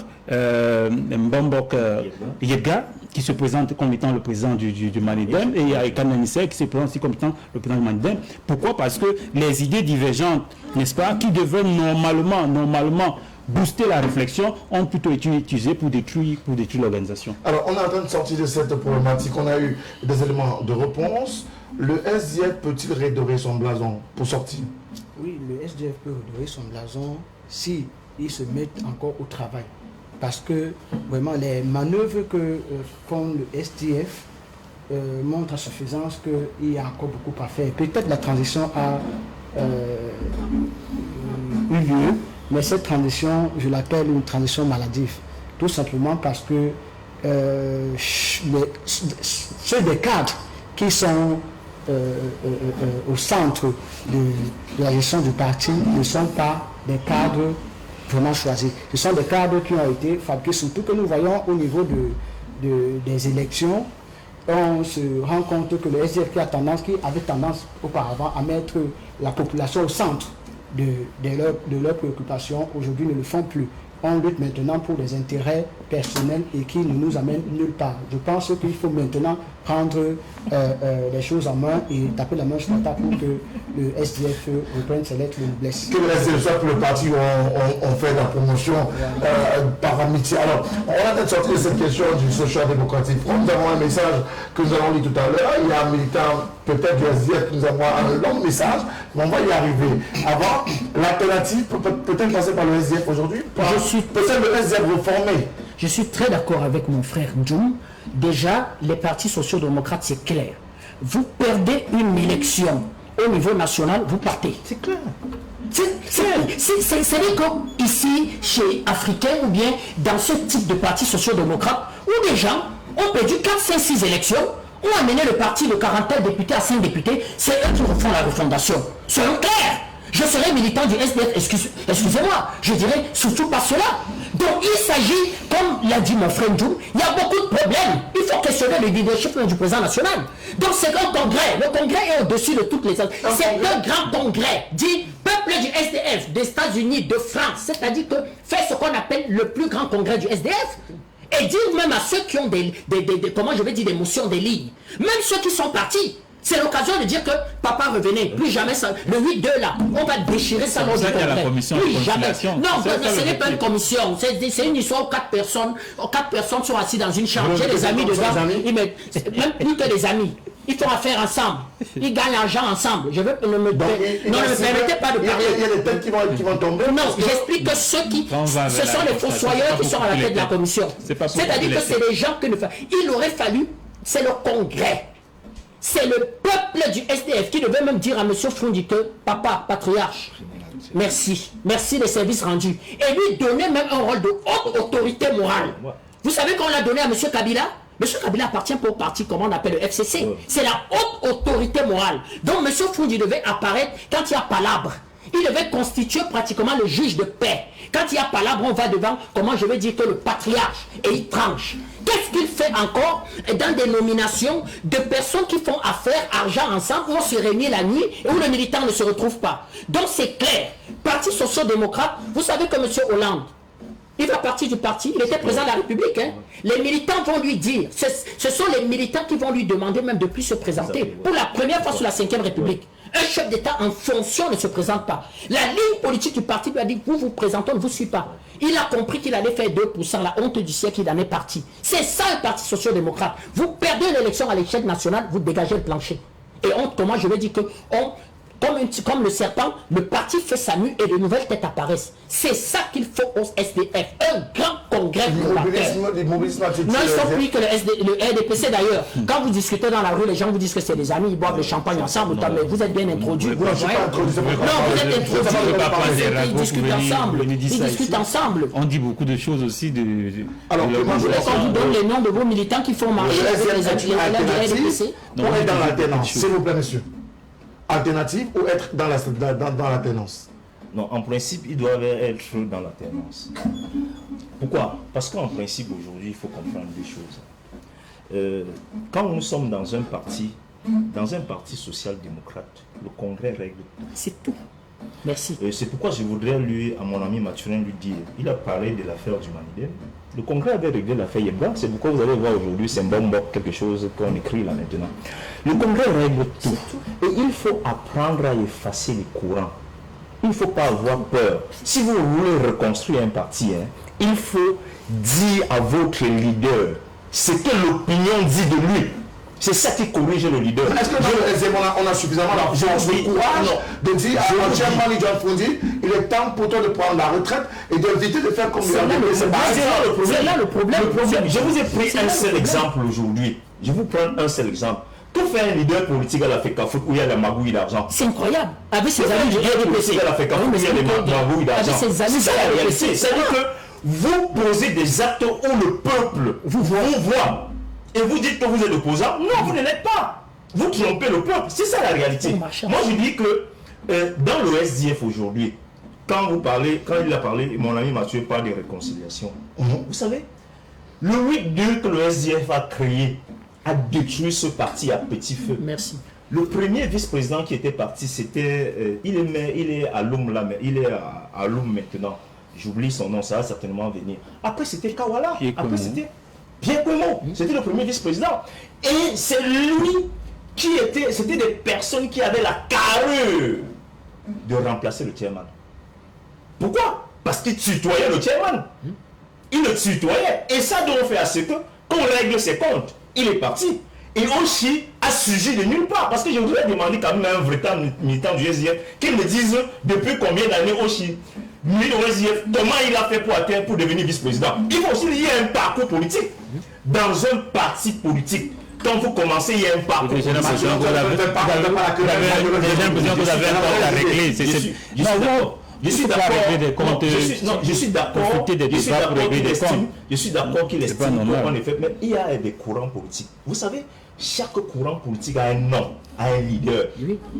Quand vous parlez du SDF, vous parlez de Foundi. C'est un individu. Vous ne pouvez pas parler du SDF, vous ne parlez pas de Oshi, c'est le premier vice-président. Vous ne pouvez pas parler du SDF, vous ne parlez pas de Nietzsche, c'est quand même le président régional. Ainsi de suite. Vous ne voulez pas, vous voulez qu'on ne dise pas des noms qu'on appelle quoi? Qu'on dise parti, tout simplement. Non. Dans chaque parti, il y a l'emblème, il y a le nom qui fait. Vous savez, aujourd'hui, quand vous allez dans des villages, Quand vous faites comme ça, une mère vous dit John Fundi. Hein? Oui. Ouais. Elle ne connaît plus quelqu'un derrière, elle dit John Fundi. C'est ce qu'elle a gardé depuis 92. Je veux tout simplement dire que Mathurin, il ne faut pas avoir peur. Il ne faut pas avoir peur. Je vais vous raconter une anecdote. Pour sortir. Pour sortir. Très rapidement. Vous savez, moi j'ai quelqu'un que j'ai beaucoup respecté dans la scène politique camerounaise. Il s'appelle Anissé Kane. Anissé Kane tutoyait Ougli Massaga. Il était le plus jeune en 1973 à l'UPC où il tutoyait Ougli Massaga. C'est-à-dire que si l'UPC de cette époque-là était au pouvoir, on aurait tué Kane. Il faut le dire. Et c'est ça qui a fait sa popularité. Quand il est rentré au Cameroun, c'est ça qui a fait sa popularité. Parce qu'il tutoyait les leaders. Et le courant qu'il avait à cette époque l'a permis de créer le Maniden qui était une excroissance de l'UPC. Il faut dire la vérité. C'est comme ça que les... Pourquoi vous allez contre les courants alors? Je ne sais pas. Je vous ai dit que quand vous avez un courant, si vous avez un courant, si vous faites un bon travail. Mais attendez, regardez ce que Bion est en train de faire là aujourd'hui. Vous croyez que la suspension de Cabral Libi, j'ai entendu Cabral Libi l'appeler jeune politicien. Moi, ça m'a fait rire qu'il est jeune. Cabral Libi l'est aussi. Moi, j'ai entendu Cabral Libi parler de Bion jeune. Cabral Libi il est aussi. Si Cabral Libi continue dans ça, Bion est déjà en train de créer un courant dans ce parti-là. Oui, oui. Bion est en train de créer un courant dans ce Nous parti. serons obligés de leur demander de s'affronter dans ce congrès. Et vous allez voir. Vous serez Les deux sont des élus. Donc les courants, c'est pas le problème. Maintenant, c'est que les militants doivent décider au cours d'un congrès, évidemment, quelle est la ligne politique à choisir.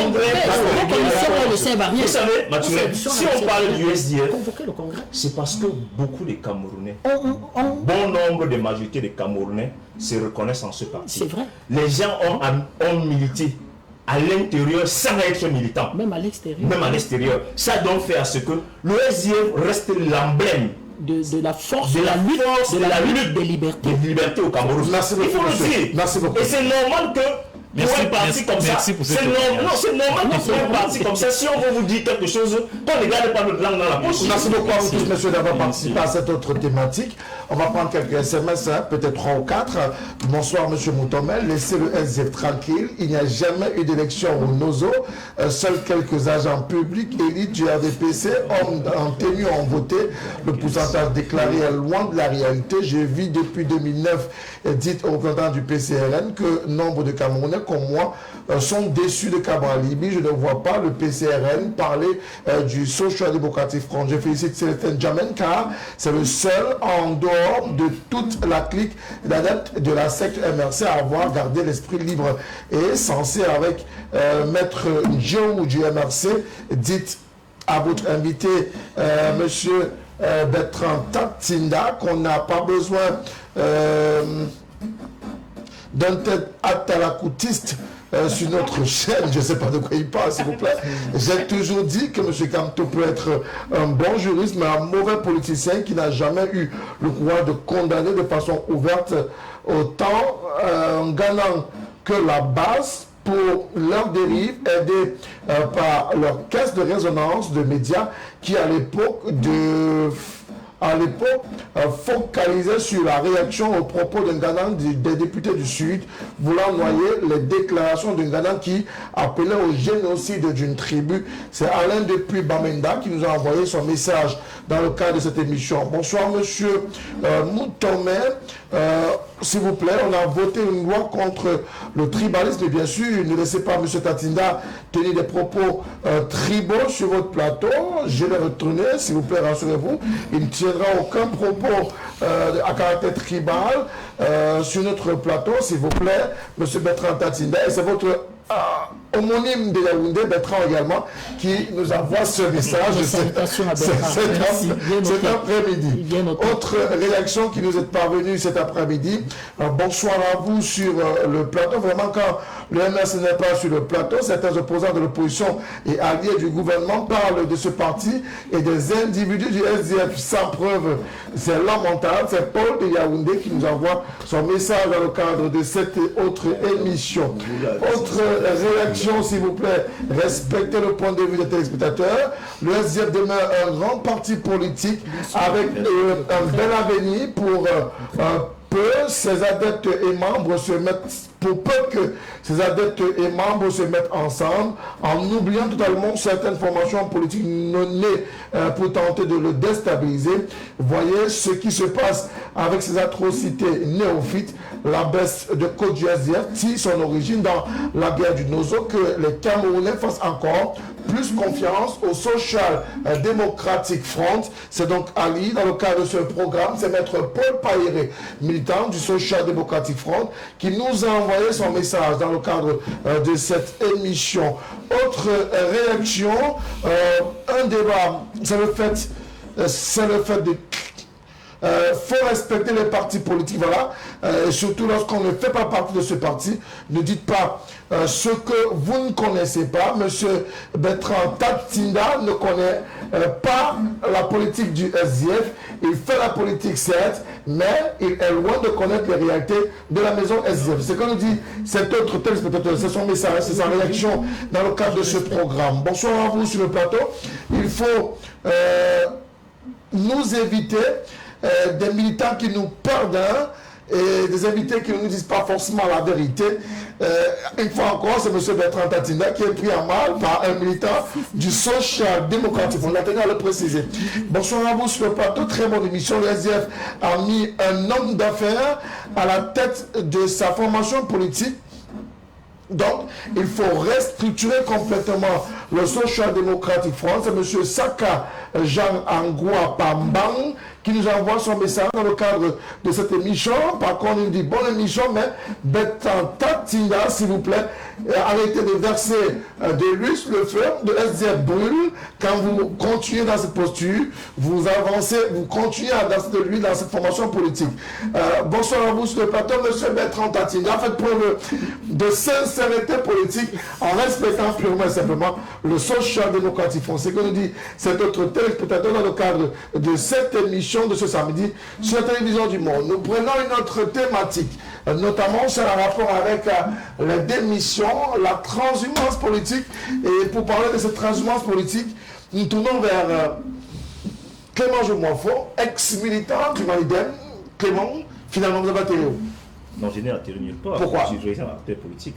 Vous savez, quand on démissionne dans un parti comme le Malidem, c'est difficile de militer dans un autre parti. Mais qu'est-ce qui peut amener un Clément Joumoafo, militant convaincu du Malidem, à partir de ce parti C'est ce politique? que je suis en train de dire. Vous savez, je dis bien, quand on démissionne d'un parti comme le Malidem, c'est difficile de militer dans un autre parti, sauf si vous créez votre parti.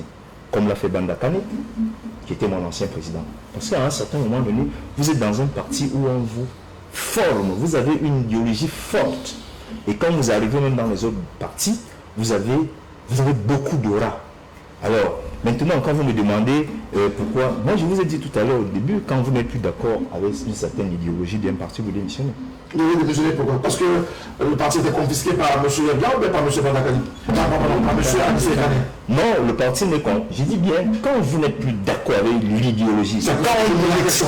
Quand M. Anissé Kane a confisqué le parti, vous n'avez plus la possibilité de pouvoir vous exprimer. non, pas du tout. Vous avez le parti. Non, pas du tout. Moi, je parlais de l'idéologie, pas de la confiscation. Vous savez, quand vous militez dans un parti, vous militez dans un parti pour l'idéologie. Si vous constatez à un certain moment donné que vous avez l'idéologie que vous avez milité pour, vous n'incarnez plus, le parti n'incarne plus cette idéologie-là, dès qu'on vous met en minorité, vous démissionnez. C'est ce que moi j'ai fait. C'est tout. Dès qu'on vous met en minorité, vous démissionnez. Vous comprenez que, bon, vous avez peut-être une idéologie, vous avez une idéologie que les gens ont estimé qu'ils peuvent moderniser aujourd'hui. Parce que, je vais vous dire, quand moi je ne suis pas d'accord avec quelque chose, je m'exprime. Parce que partout où vous militez, vous pouvez vous exprimer. Dans les partis social-démocrates, vous vous exprimez. Quand vous êtes mis dans la minorité, vous faites quoi? Soit vous restez, soit vous démissionnez. Moi, j'ai décidé de démissionner. Alors, un autre parti qui a subi les affres de la démission, notamment le Social Democratic Front, plusieurs cas de son parti. Est-ce la question des courants qui a obligé malheureusement ces acteurs politiques de premier choix à quitter la barque? Bien, il faut dire que d'abord, les citoyens sont libres de militer dans les partis de leur choix, n'est-ce pas? Et de plus, quand on est dans un parti politique, si, comme le disait Clément Jou, à un moment donné, on constate que l'idéologie qui est prônée par le parti ne convient plus à ce qu'on avait comme vision, on peut librement décider soit d'aller dans une autre organisation, soit, n'est-ce pas, de s'abstenir, de faire la politique. Mais il faudrait quand même, à un moment donné, que les Camerounais se décident à faire la politique sur la base des idées. Parce que actuellement au Cameroun, on va dans un parti politique parce que le frère du village est à la tête de ce parti politique, parce qu'on a des sensibilités tribales, ethniques vis-à-vis de ce parti politique. Alors on va militer dans cette organisation-là. Alors, donc aujourd'hui, lorsqu'on demande même aux partis politiques de se regrouper, lorsqu'il s'agit d'aller aux élections, ils vont se regrouper sur quelle base? Puisque les idéologies, il n'y a pas véritablement un classement idéologique des partis politiques au Cameroun. Donc, du coup, demain, on peut démissionner un parti politique socialiste et se retrouver dans un parti politique capitaliste, libéral, et se sentir à l'aise. Ça a été le cas de M. Djamel. Il était au SDF, un parti politique socialiste. Il démissionne. Il se retrouve au MRC, qui est un parti politique libéral, capitaliste. Et comment s'est-il senti à l'aise là-bas? Je ne sais pas. Donc donc quand aujourd'hui il démissionne de nouveau, on ne sait pas dans quelle organisation il va se retrouver. Donc c'est ce type de militants politiques qu'on a dans certains partis politiques, dans beaucoup de partis politiques. Soit ils y vont par des alliances, par des proximités ethniques, soit ils y vont tout simplement par opportunisme. C'est ça qui est mauvais et c'est qui entraîne que ces transhumances qu'on voit, ces transhumances politiques. Une transhumance politique forcément nuit aux formations politiques. Le fait de démissionner à la va-tout, tout le monde a envie de partir. On a donné des raisons qui peuvent être celles de ne pas se sentir à l'aise. Après, peut-être qu'on soit mis en minorité.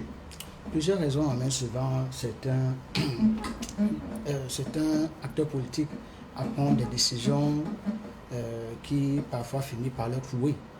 Tout simplement parce qu'au départ, lorsqu'on accepte militer un parti, c'est à cause d'une idéologie. Et il est vrai, chacun a le choix de faire son choix politique, de choisir son parti politique. Et effectivement, si il y a eu ces transhumances qui se perpétuent tout le temps, c'est parce qu'effectivement des acteurs politiques ne luttent plus pour l'intérêt général, ne luttent plus pour satisfaire le peuple qui leur choisit lors des élections. Ils le font tout simplement pour leurs raisons personnelles et parfois on peut aussi dire que ce n'est pas pour des raisons de positionnement que nous quittons d'un parti à l'autre, que nous faisons du normalisme dans des partis. Et effectivement, nous, dans le PCRN, on commence par travailler et on continue de travailler à travers l'opération de maillage et la formation de ces militants que nous recrutons de jour le jour, aussi satisfaire le peuple. Tout comme dernièrement, nous venons de faire une opération d'offre de matériel didactique à Marois, à une école de la place qui aussi a besoin d'être enseignée et aussi qui a besoin d'être prise en compte. Alors, à qui profite cette émission en cascade, ou alors cette émission des cadres qui quittent des formations politiques pour se mettre dans leur propre chef, ou alors qui décident de partir d'une formation pour une autre formation politique? Il faut déjà dire à mes amis du SDF que j'ai été d'autant plus engagé, en colère sur les mots du SDF parce que je suis un homme de gauche. Je suis foncièrement de gauche. Je marchais pour les syndicats UNFID en France. Les casseurs font à Paris, là, je le faisais. Mais au niveau de la majorité présidentielle. Oui, au niveau de la majorité présidentielle. J'expliquerai pourquoi. Donc, vous voyez, donc c'est pour ça. Donc, j'ai beaucoup d'amitié pour le SDF. On a besoin d'un SDF qui renaît. C'est-à-dire, voilà. Donc, c'est ça. Ce qu'il faut déjà dire, c'est que ça ne profite pas à notre démocratie. Deuxième des choses qu'il faut dire, c'est que notre démocratie est jeune. Elle a 30 ans d'âge. La démocratie française a 231 ans d'âge. Et même jusque-là, aujourd'hui, en France, vous avez des gens qui n'ont pas la véritable orientation politique, qui ne savent pas où il faut aller. C'est-à-dire que partir d'un parti pour aller chercher avantage ailleurs, c'est toujours en France à 231 ans de démocratie. Donc, notre démocratie est jeune. La troisième des choses qu'il faut dire, c'est que les hommes politiques, pour beaucoup d'entre eux, ne sont pas formés. Je ne veux pas faire une fleur à l'UPC en expliquant que c'est l'un des rares partis politiques qui forment ses militants. J'ai pratiquement envie de dire, même comme mon frère Djoum, peut-être physiquement, mais il n'est pas parti du cœur du Manidem. Parce qu'on ne parle pas de l'UPC. Moi, j'appartiens au NNP. On est comment, je vais dire qu'une excroissance aussi, je peux dire du Manidem, parce que mon président a été président du Manidem. Il en est parti sur des désaccords. Je ne veux pas revenir, ce n'est pas ça l'émission. Mais chaque fois que le Manidem a une actualité, nous y sommes, on est intéressés. Chaque fois qu'une actualité de l'UPC. Donc j'ai pratiquement envie de dire que si les dieux de la division pouvaient réunir la grande famille de l'UPC, à pratiquement comme on l'a vu un peu pour l'Union pour le changement, c'est là où véritablement il y aura une véritable alternative au Cameroun. Parce qu'au Cameroun, il y a deux lignes politiques. C'est-à-dire que les conservateurs et les ultralibéraux et les hommes de gauche et les nationalistes.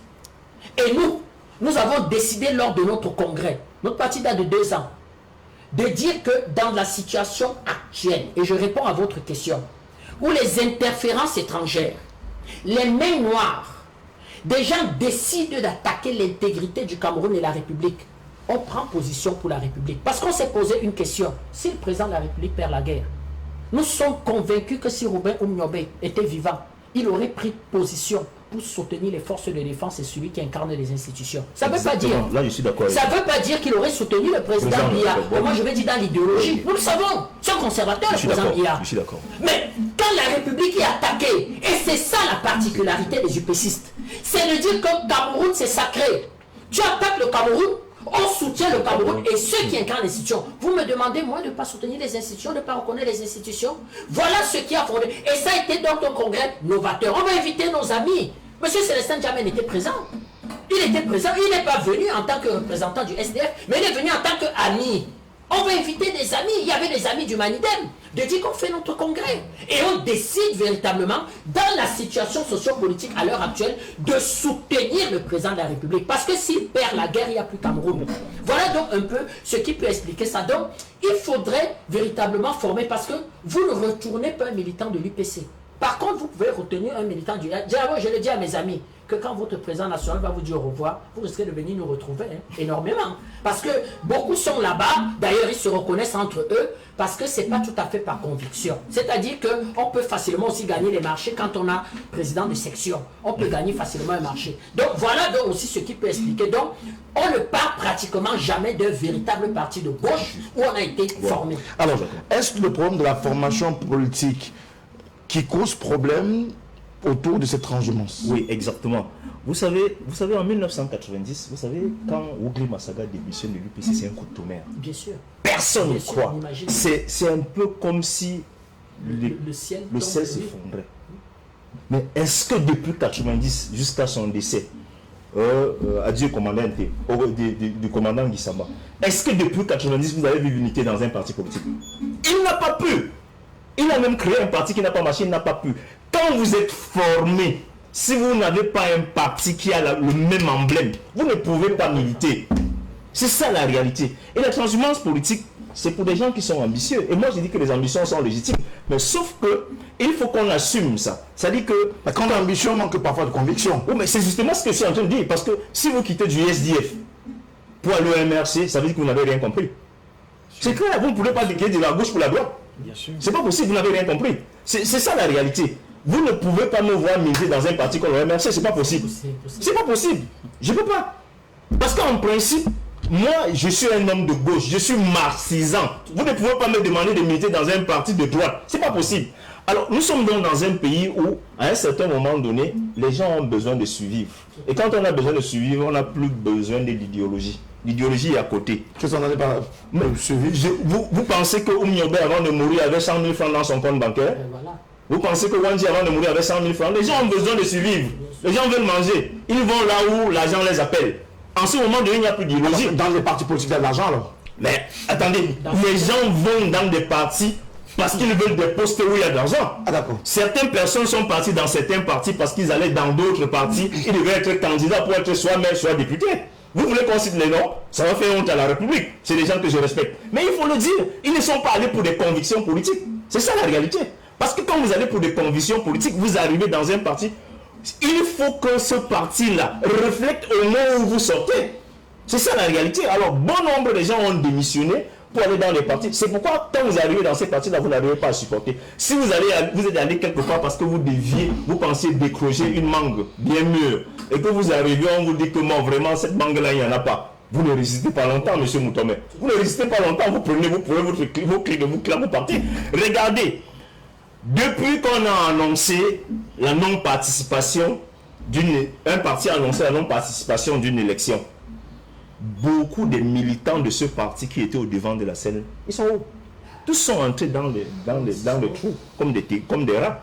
C'est ça la réalité. Aujourd'hui, vous voyez seulement certaines personnes, un temps soit peu, qui essayent de dire ci ou qui essayent de dire ça. Mais c'est pour dire que il faut, vous savez, les gens de l'Afrique de l'Ouest sont forts parce que là, ils sont syndiqués. Vous savez, dans le syndicat, on forme véritablement. Au Cameroun, en dehors de l'UPC qui a formé des cadres.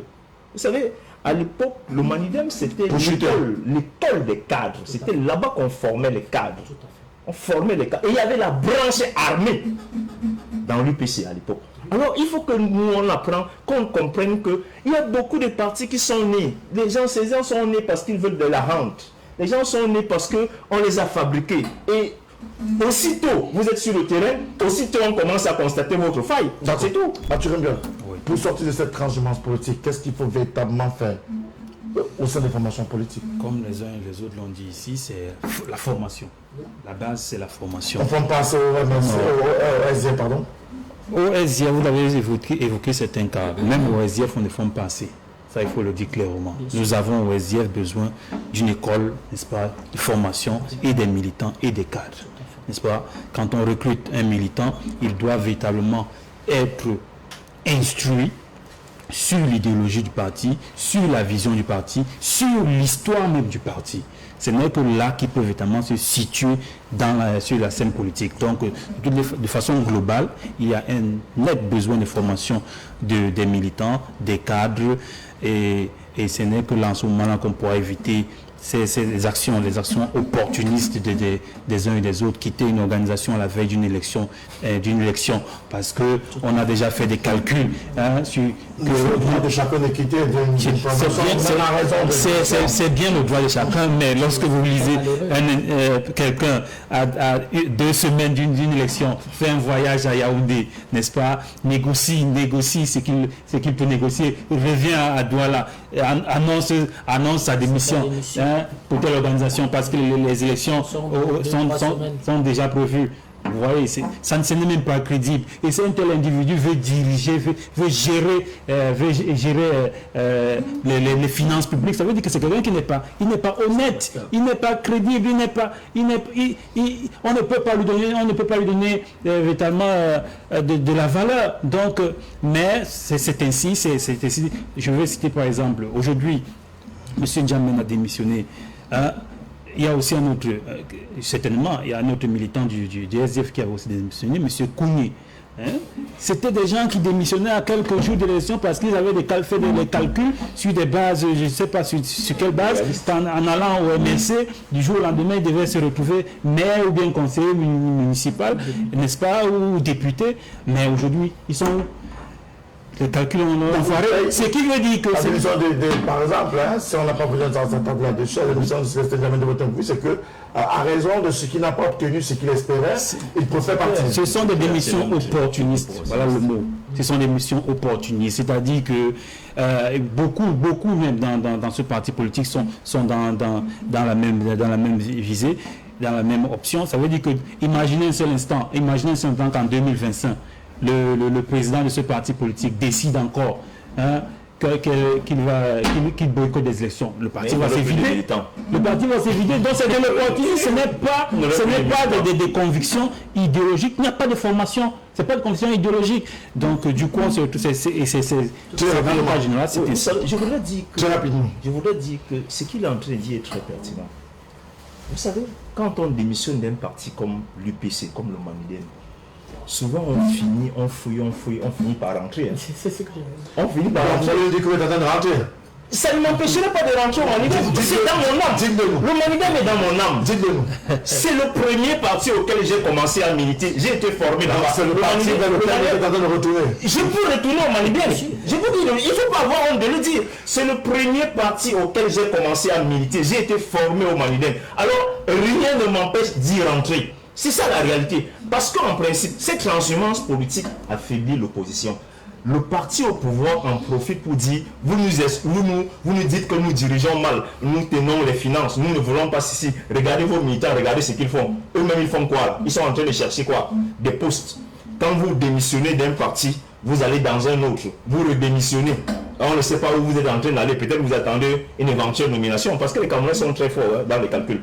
Alors, il faut donc comprendre que nous militons pour une idéologie. Et cette idéologie-là, c'est sauver le Cameroun. Alors, et avec les Camerounais. C'est ça la réalité. On parle de formation pour davantage faire des militants convaincus.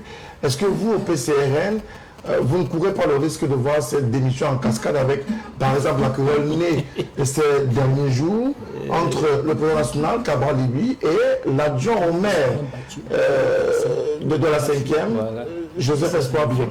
Lorsque nous avons en face de nous des militants qui ne sont pas convaincus, effectivement, on se retrouve de sauter de parti en parti, effectivement, pour grappiller des donc, Joseph Espoir Bion n'est pas convaincu, c'est ce que vous voulez dire? Non, et Joseph Espoir Bion, déjà, c'est un très grand kabbaliste, déjà d'ailleurs. Il a ses opinions à lui et il peut les défendre, surtout que dans le PCN, on prône pour la démocratie. Donc, il est libre de dire ce qu'il veut, mais surtout, dans un bateau comme le PCN, il est inadmissible de compter sur une seule personne et de penser que la personne-là peut renverser le parti. Nous sommes un parti républicain et on continue à faire notre opération de maillage. Et la formation des militants du PCN qui se fait à travers l'académie citoyenne du docteur Bitouga. Et je pense qu'aujourd'hui, nous aurons à avoir des militants bien formés, des militants qui épousent l'idéologie d'un parti sans toutefois chercher à grappiller des postes. D'accord, il ne faut pas grappiller des postes. On sort avec vous. Je sors cette affaire pour expliquer que, comme l'a dit M. Djoum et même en quelque sorte M. Yol, si vous voulez avoir une véritable alternance au Cameroun, vous devez vous inspirer de l'UPC. J'ai envie de dire que comme le président l'avait dit à l'Ouest, que le Cameroun se fera avec l'Ouest ou se fera pas. Le Cameroun se fera avec l'UPCisme ou ne se fera pas. C'est-à-dire que c'est l'UPCisme qui doit inspirer une autre véritable coalition. C'est-à-dire quand je dis l'UPCisme, c'est les hommes de gauche. Je n'exclus même pas mes frères du S. C'est comme ça que je dis que chaque fois qu'il y a palabre au sein du SDF, je tends mon oreille. Parce que je me reconnais quand même dans l'idéologie de gauche de ce parti. Donc le Manidem par exemple, nous sommes restés très amis avec le Manidem. Le président Banda, chaque fois que le président Anissé a un malheur, mais il est à ses côtés. D'ailleurs, il n'arrête pas de me le dire, que ma formation politique, comme le dit M. Djoum, a été faite au Manidem. Donc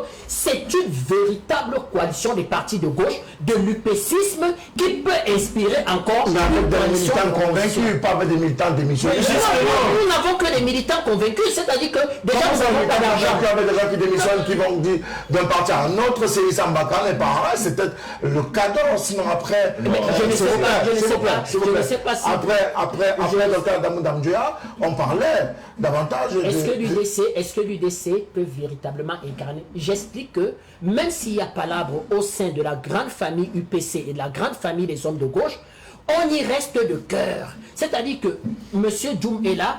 Vous vous imaginez si demain il y a par exemple une réforme du code électoral et qu'on arrive à un deuxième tour, un candidat de gauche contre un candidat ultra-conservateur, de fait il votera le candidat de gauche. Pareil que moi. Donc vous voyez donc que cette tendance-là reste. Sauf que, faut dire aussi, ça il faut le dire en toute honnêteté, que même au sein du RDPC, vous avez beaucoup qui tiennent des discours aujourd'hui de l'UPC et de l'UPCisme. Donc il ne faut pas véritablement cracher sur eux en disant que c'est un parti conservateur de droite. Vous avez aujourd'hui, c'est pour ça que je dis qu'après le président Biya, Vous ne pouvez pas avoir de chance de gouverner ce pays si vous n'avez pas de l'UPC. Parce que vous allez convaincre les Camerounais comment? Il faudra vous tenir devant les Camerounais et leur expliquer que ce pays doit se réformer par lui et pour lui. Et c'était ça la philosophie de Oumiobe. Merci beaucoup à vous. Bonne émission, c'est un message. Je rappelle que pour la gouverne de nos téléspectateurs, nous avons 4 invités cet après-midi. Monsieur Christian Amoussima Mouen du PCRN, Monsieur Clément Djoumoafo, il est acteur politique, Monsieur Mathurin Biol qui est du Social Democratic Front, mais également Monsieur Bertrand Tatsinda qui lui est militant du NMP, le nouveau mouvement populaire, qui est également sur la scène politique et qui a fait ses armes en matière électorale lors des dernières élections municipales et législatives de février 2020. C'était la demande d'un téléspectateur. Bonsoir à vous, très belle émission. Je suis fier, Monsieur Bertrand Tatsinda et Clément Djoumoafo. Je suis très d'accord avec leurs analyses. Les Camerounais n'aiment pas la vérité. Le SDF ne pourra plus être comme avant. Séverin depuis San Mélima qui nous envoie son message dans le cadre de cette émission. Bonsoir à vous sur le plateau. Le malheur au Cameroun est que les gens adhérant aux partis politiques adhèrent dans les formations politiques sans aucune éducation politique. Ils ne connaissent pas l'idéologie du parti pour lequel ils militent. Ils y vont pour des questions tribales, des questions de positionnement ou d'intérêt. C'est valable dans tous les partis politiques, y compris le RDPC, à l'exception peut-être de l'UPC. C'est Alain Bertrand qui nous revient, Alain de Bamenda qui nous revient, et il nous dit, je parle des vrais UPCistes. Il a cité certains noms, je ne citerai pas. Je ne citerai pas comme il a fait. Bonsoir à vous sur le plateau, beaucoup de courage à vous. Chapeau à M. Bertrand Tatsinda, c'est Ibrahim qui nous envoie son message dans le cadre de cette émission. Bonsoir à vous sur le plateau. Félicitations à LTM pour les sujets choisis ce samedi encore.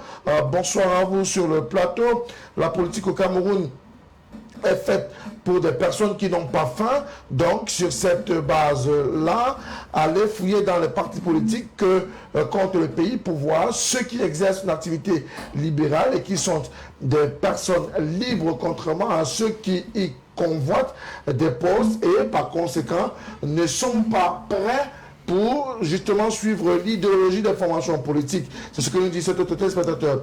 Le SDF est un parti en voie de disparition politique. Nandjangi, s'il vous plaît, c'est Brice Andikinimeki. C'est son droit de s'exprimer également dans le cadre de cette émission de ce samedi. Même si vous n'êtes pas d'accord avec lui, c'est sa posture vis-à-vis du Social Democratic Front. Autre réaction qui nous a été envoyée. Bonsoir, moi c'est Ismaël. Notre beau pays souffre vraiment de la capacité d'avoir un parti politique à même de pouvoir à rivaliser avec le RDPC avec une véritable idéologie, et d'où cette démission en cascade. C'est sa posture dans le cadre de cette émission. Alors il nous reste très peu de temps et vous allez permettre que nous puissions poursuivre dans le cadre de cette émission avec bien évidemment cette autre thématique, notamment une thématique à l'international. Vous le savez, on a vécu cette semaine qui s'achève des investitures, notamment en Côte d'Ivoire. Alassane Dramane Ouattara est devenu le nouveau président de la Côte d'Ivoire pour un 3e mandat. Dans le même temps, Alpha Condé en Guinée-Conakry a également été investi comme président de la Guinée-Conakry pour un 3e mandat. Ces 2 mandats ont été contestés par les populations à la base. Bertrand Tatsinda, au-delà de la contestation, aujourd'hui, ils sont en poste, ils ont à la fois la légitimité pour avoir obtenu les suffrages au-dessus de la moyenne, mais aussi la légalité républicaine. Oui, on peut le dire comme ça, mais sauf que ça revient à ce qu'on disait. C'est-à-dire qu'en Côte d'Ivoire, c'est une véritable bataille entre les héritiers de Houphouët-Boigny. Vous savez qu'en Côte d'Ivoire, vous avez deux grands courants politiques. Vous avez ce qu'on appelle les nationalistes, les hommes de gauche incarnés par le FPI, et puis vous avez l'oufouettisme. Le fouettisme qui est un peu ce qui était l'UC, l'UNC, RDPC, voilà un peu. Et ce sont les enfants de cette famille-là qui se battaient entre eux, et la communauté internationale et la France a pris position pour eux au détriment des autres et l'a imposé. On ne va pas faire l'émission sur comment ils arrivent, sur un coup d'État en président légalement reconnu, internationalement légitimé, le président Gbagbo, porté par une rébellion qui sera soutenue soutenue par l'ONU et la France, et on va aller de péripétie en péripétie. C'est ce qu'on explique. C'est-à-dire que quand vous avez à la tête de votre pays quelqu'un qui doit qui est garant de l'intérêt national et qui n'est pas nationaliste, moi, partout dans le monde où j'ai vu, c'est-à-dire que les États partis même de la pire pauvreté et se développer dans ce qu'on appelle, comment je veux dire, que une forme de nouvelles émergents. Regardez les nouveaux émergents. C'est le nationalisme qui développe. C'est le nationalisme chinois qui va développer la Chine. C'est le nationalisme français, bien que moi je considère que c'était tout pour moi, entre guillemets, c'est un criminel. Mais sauf que les Français vénèrent de Gaulle. Parce qu'ils estiment que c'est lui qui incarne la France libre et la France moderne. On lui doit les institutions de la 5e République. Bien qu'aujourd'hui ce soit arrivé comment je veux dire, elles soient démodées, parce que les Français estiment qu'il faut véritablement changer les institutions de la 5e République, parce qu'elles n'arrivent plus à résoudre les problèmes. Regardez le Covid. La France, il y a 40 000 morts. On accuse les institutions, c'est qu'il faut réformer les institutions qui ne permettent à la France de lutter contre ce genre de pandémie. Donc, c'est pareil, vous devez avoir à la tête de votre pays quelqu'un qui pense d'abord pour le pays, un véritable nationaliste, est prêt à mourir. Et ça revient à ce que je vous ai dit au début, que chaque fois qu'un Camerounais va prendre la tenue du Cameroun et défendre le Cameroun, je le soutiendrai, quel que soit ce qui arrive à ce Camerounais. Donc c'est ça un peu en Côte d'Ivoire. Les larmes, faut-il en rire ou en pleurer, surtout que c'est la locomotive de l'UMOA. Le Cameroun au sein, comment je vais dire, de la CEAC, la Côte d'Ivoire au sein de l'UMOA. Vous vous imaginez si ces deux pays sont incarnés par un leadership nationaliste véritablement tel que l'avaient pensé les pères fondateurs de l'UPC. C'est l'Afrique qui se développe. Alors l'Afrique va se développer, mais aujourd'hui en Côte d'Ivoire et en Guinée-Conakry, ces deux sont de cloche. L'un prône la réconciliation, l'autre prône la fermeté, la rigueur de la loi. Oui, la fermeté de la loi mise en avant, oui, c'est effectivement, il faut attraper les récalcitrants de ce désordre-là qui se passe en Côte d'Ivoire. Mais aussi, on sait bien que lorsque on tripatoue les élections et qu'on ne respecte pas déjà la Constitution, on se retrouve dans un chaos. Mais est-ce qu'on n'a pas respecté la Constitution en Côte d'Ivoire? Alassane Ouattara a précisé bien évidemment que la Constitution lui donnait la possibilité d'être candidat, après que celui qui était comme son dauphin, malheureusement son passé devient trépas, en Guinée-Conakry pareil, Alpha Condé a brandi la Constitution qui lui donnait la latitude d'être à nouveau candidat à ces élections présidentielles. Et effectivement, c'est parce qu'ils ont l'habitude de vouloir brouiller cette constitution qui ne se représente toujours. Mais est-ce qu'ils se sont dit que le peuple qui leur donne mandat leur a choisi à ce poste-là, que ce soit en Guinée-Conakry, que ce soit en Côte d'Ivoire? Aujourd'hui, nous sommes à 19 ans de troubles en Côte d'Ivoire, en 19 ans de guerre, de mort. Est-ce que ces acteurs politiques pensent au peuple qui leur donne mandat? C'est la question qu'on doit se poser.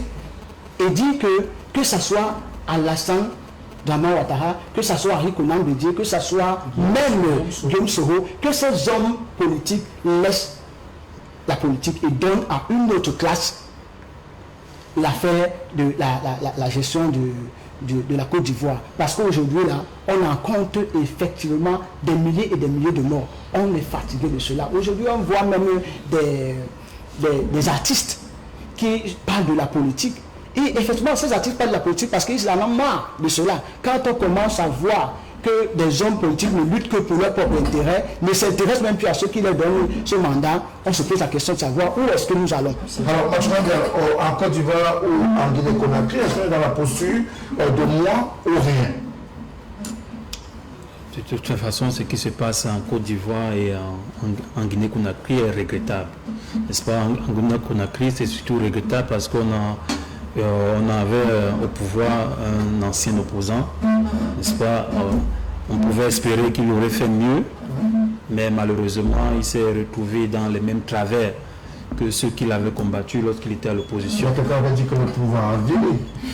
Donc c'est regrettable, quand on a des exemples ailleurs de personnes qui arrivent au pouvoir, font 2 mandats, donnent leur contribution pour le développement du pays et s'en vont. Ce qui veut dire que le pouvoir ne corrompt pas forcément tout le monde, qu'il y a des gens qui arrivent à s'élever, Si l'exemple est valable au Cameroun, il est davantage ailleurs. Et en Côte d'Ivoire, on a le président Alassane Dramane Ouattara, qui lorsqu'il est arrivé au pouvoir nous disait qu'on le présentait comme un grand démocrate. Il est arrivé au pouvoir dans les chars de la France et de l'ONU. La France avait mis en branle tous ses médias pour toiletter son image, pour le présenter comme un brillant économiste, grand démocrate. Et de l'autre côté, on avait un Laurent Gbagbo qu'on présentait comme un dictateur, un diable, un mécréant, n'est-ce pas? Et aujourd'hui, on se rend compte que c'est le même Ouattara qui était présenté comme un démocrate, qui va tripatouiller la Constitution, modifier la Constitution afin de pouvoir s'octroyer un troisième mandat. Un troisième mandat que toute la classe politique en Côte d'Ivoire a reconnu comme un mandat illégal. Un mandat qui était tout simplement anticonstitutionnel. Mais malheureusement, il a usé de la force avec, au finish, 85 Ivoiriens qui ont perdu leur vie pour que M. Ouattara redevienne président de la République en Côte d'Ivoire.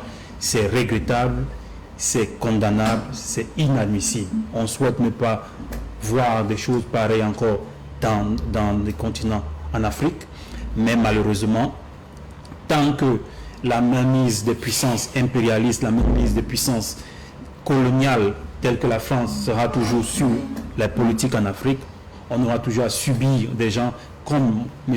Ouattara, des gens qui servent les intérêts des puissances étrangères au détriment des populations dont ils sont appelés pourtant à être au service. C'est notamment très très regrettable pour l'Afrique. Alors, Thomas Joumafo, on va sortir avec vous sur cette question de ces investitures en Afrique, notamment Alassane Dramane Ouattara en Côte d'Ivoire, mais aussi Alpha Condé en Guinée-Conakry. Ce sont deux personnalités de l'Afrique, deux pays différents, deux cultures différentes, on va dire deux réalités différentes également.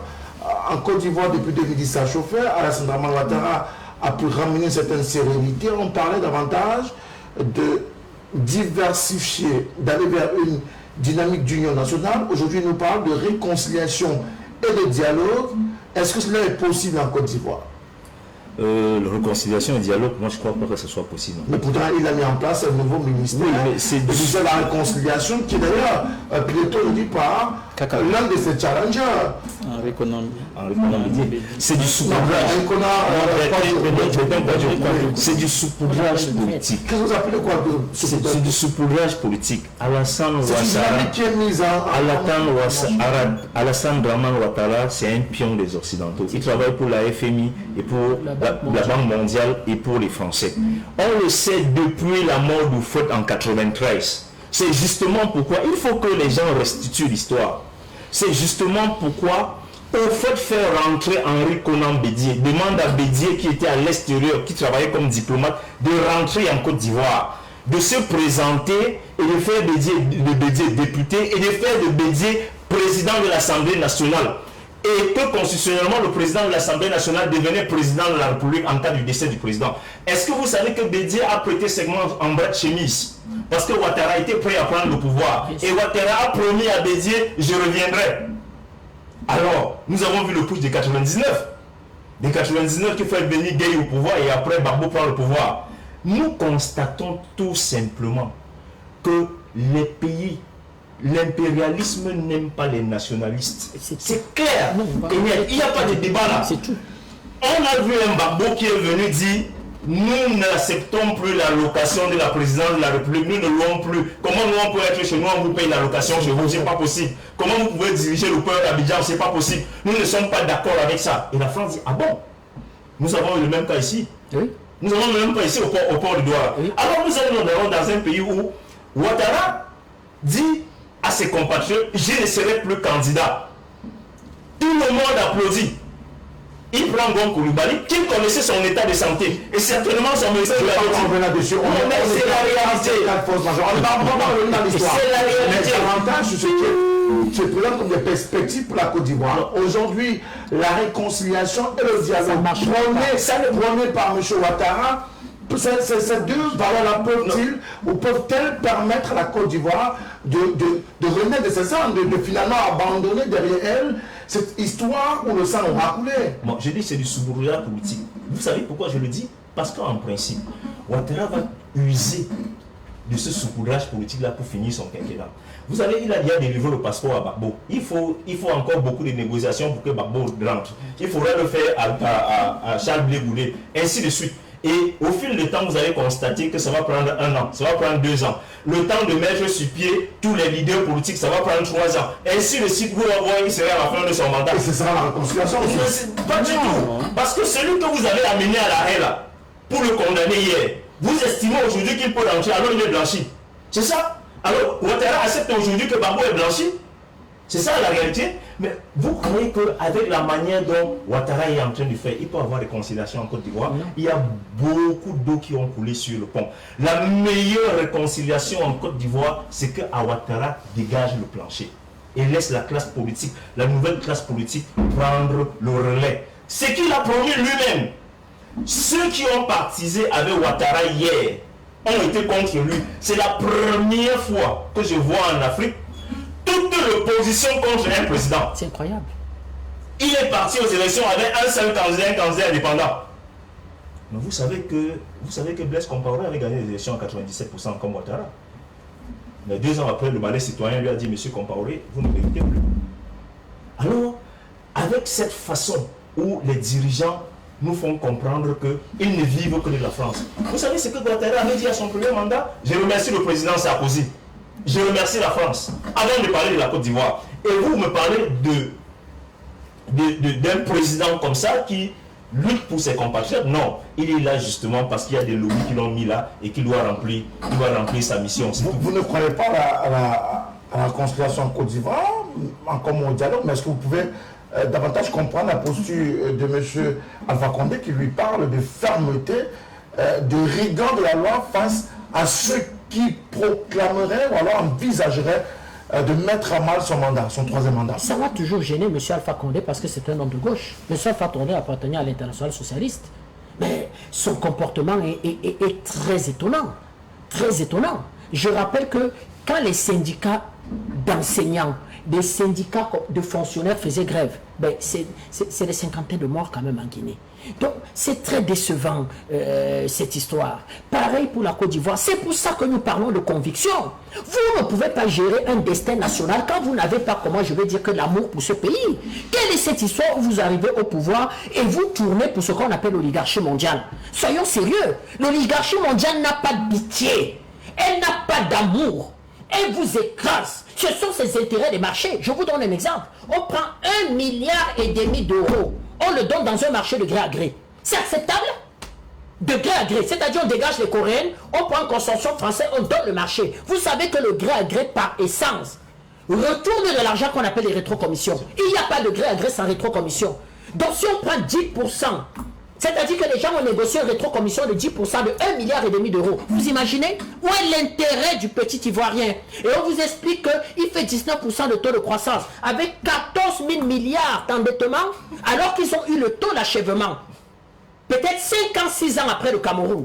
C'est-à-dire qu'ils ont eu une remise de dette 56 ans après que le Cameroun soit arrivé au point d'achèvement. Et eux, ils sont à 14 000 milliards déjà d'endettement au profit justement de l'oligarchie. D'ailleurs, vous avez vu les images de l'installation? C'était la peau blanche qui dansait. On dansait, on buvait le champagne, on dansait. Même les repris de justice des anciens présidents français étaient. C'est malheureux. Nous, vraiment, mon frère Djoum en rit. Moi, vraiment, j'ai pas envie de rire. C'est très triste. Et nous disons aux Africains que regardez, Africains, vous qui insultez souvent certains chefs d'État. Non, c'est aussi pour ça que nous avons fait le choix politique que nous avons fait au Cameroun en disant que quand le président Biya fait un pas vers la gauche ou bien pose un acte que nous les nationalistes on applaudit, on le soutient et on dit patriarche continue. Alors Mathurin, on sort de cela. L'Afrique est-elle mal partie au regard de cette conjoncture politique, de cette situation politique qui est davantage toujours critiquée, toujours sous tension avant, pendant et après les élections?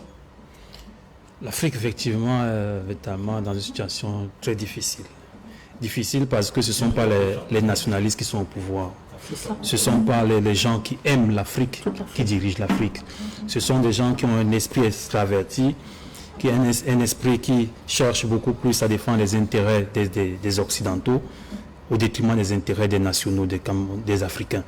Donc c'est ainsi partout dans de nombreux pays. Moi, en passant à la Côte d'Ivoire, je voudrais penser au peuple ivoirien et dire que c'est un peuple depuis très longtemps, depuis presque les années 2000, qui est meurtri, qui est dans une situation très difficile. Je souhaite à ce peuple véritablement de retrouver la tranquillité, la quiétude. Et je souhaite aux acteurs politiques, n'est-ce pas, de pouvoir se réconcilier au niveau, sur un minimum qui est la paix, n'est-ce pas, qui est la sécurité, afin que les populations de ce pays-là puissent véritablement, n'est-ce pas, travailler à asseoir le développement de leur pays.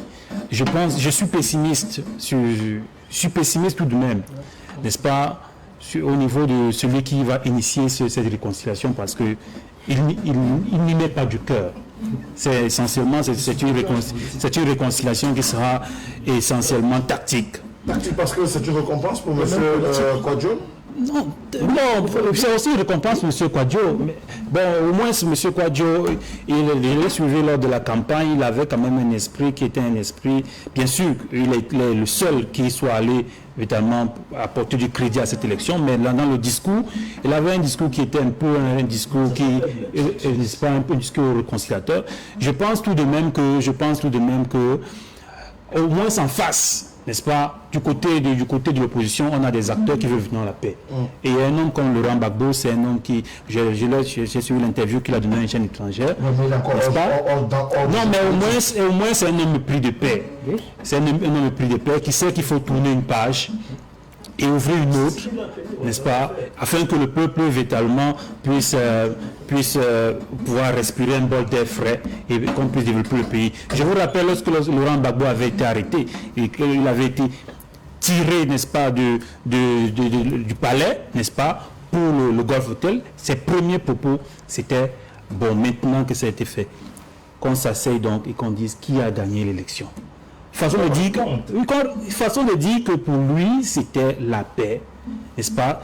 Monsieur Ouattara, puisqu'il a gagné militairement, il faut maintenant qu'on revienne sur le plan politique et qu'on règle le problème. Merci beaucoup. Donc, je pense qu'avec des acteurs comme avec les acteurs comme Gbagbo, on peut espérer que véritablement la paix puisse revenir dans ce pays-là. Pour le moment, M. Gbagbo est encore hors de la Côte d'Ivoire. Il est hors de politique. Son retour peut sonner comme son retour n'est pas encore arrivé, positif, un acte de réconciliation. Ça peut comme un acte de réconciliation, tout comme M. Charles Blé Goudé. Tout à fait. Mais pour l'instant, la seule option qui est sur la table, c'est que M. Gbagbo a obtenu des assurances de son passeport. Il a donc obtenu son passeport. Et donc, il pourrait rentrer, mais il y a encore à voir les conditions de son retour.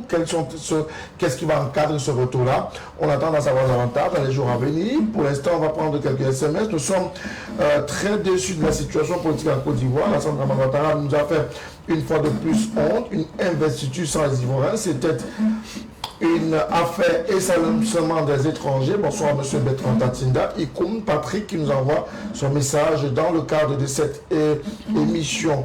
Une autre réaction qui nous est parvenue dans le cadre de cette émission avant de refermer. Bonsoir à vous sur le plateau pour résoudre l'éternel problème du troisième mandat en Afrique. Il faut limiter à 2 le fameux mandat présidentiel. Monsieur Ganama depuis Kousséri qui nous a écrit dans le cadre de cette émission. Comme Bertrand Tatinda l'a si bien dit, le Cameroun, pas le Cameroun, et pour le Cameroun, c'est une autre réaction de ce téléspectateur. Bonsoir à vous sur le plateau. C'est à M. Bertrand Tatinda qu'il est dans un petit parti politique. C'est ce que dit le téléspectateur. C'est pas grave. Nous, c'est les convictions qui nous amènent dans les partis politiques. C'est pas les. S'il vous plaît. Quand c'est un autre pays, vous parlez très fort et très vite, vous prenez la parole pour défendre l'indépendable et vous soutenez même l'ombre du diable. Hein, c'est ce que dit cet téléspectateur. Emmanuel Samouri depuis Maquepin qui nous a envoyé son message dans le cadre de cette émission. Heureusement qu'il n'est pas dans votre circonscription politique. Hein. Merci à vous, messieurs, d'être venus encore cet après-midi. On espère avoir fait le tour des questions pour sur la table du débat. Merci au PCRN et à M. Christian Massoma Moine. Merci. Moussima Moine. Merci également à monsieur Clément Joumoifo, qui est un acteur politique. On attend de le voir retourner au sein du Manidem. Merci également à monsieur Mathurin Biol du Social Democratic Front, sans oublier Bertrand Tatinda du MMP, que nous avons le plaisir d'avoir encore dans le cadre de ce programme du samedi après-midi sur la télévision du monde. Mesdames, messieurs, c'était votre livraison de ce jour. Bonsoir, merci de nous avoir accompagnés. Merci à tous ceux qui nous ont envoyé des SMS à travers nos différents points d'accès. Prenons langue samedi prochain, 15h. S'il plaît à Dieu, bien évidemment. Bon après-midi, bon week-end à toutes et à tous et à très bientôt. Au revoir.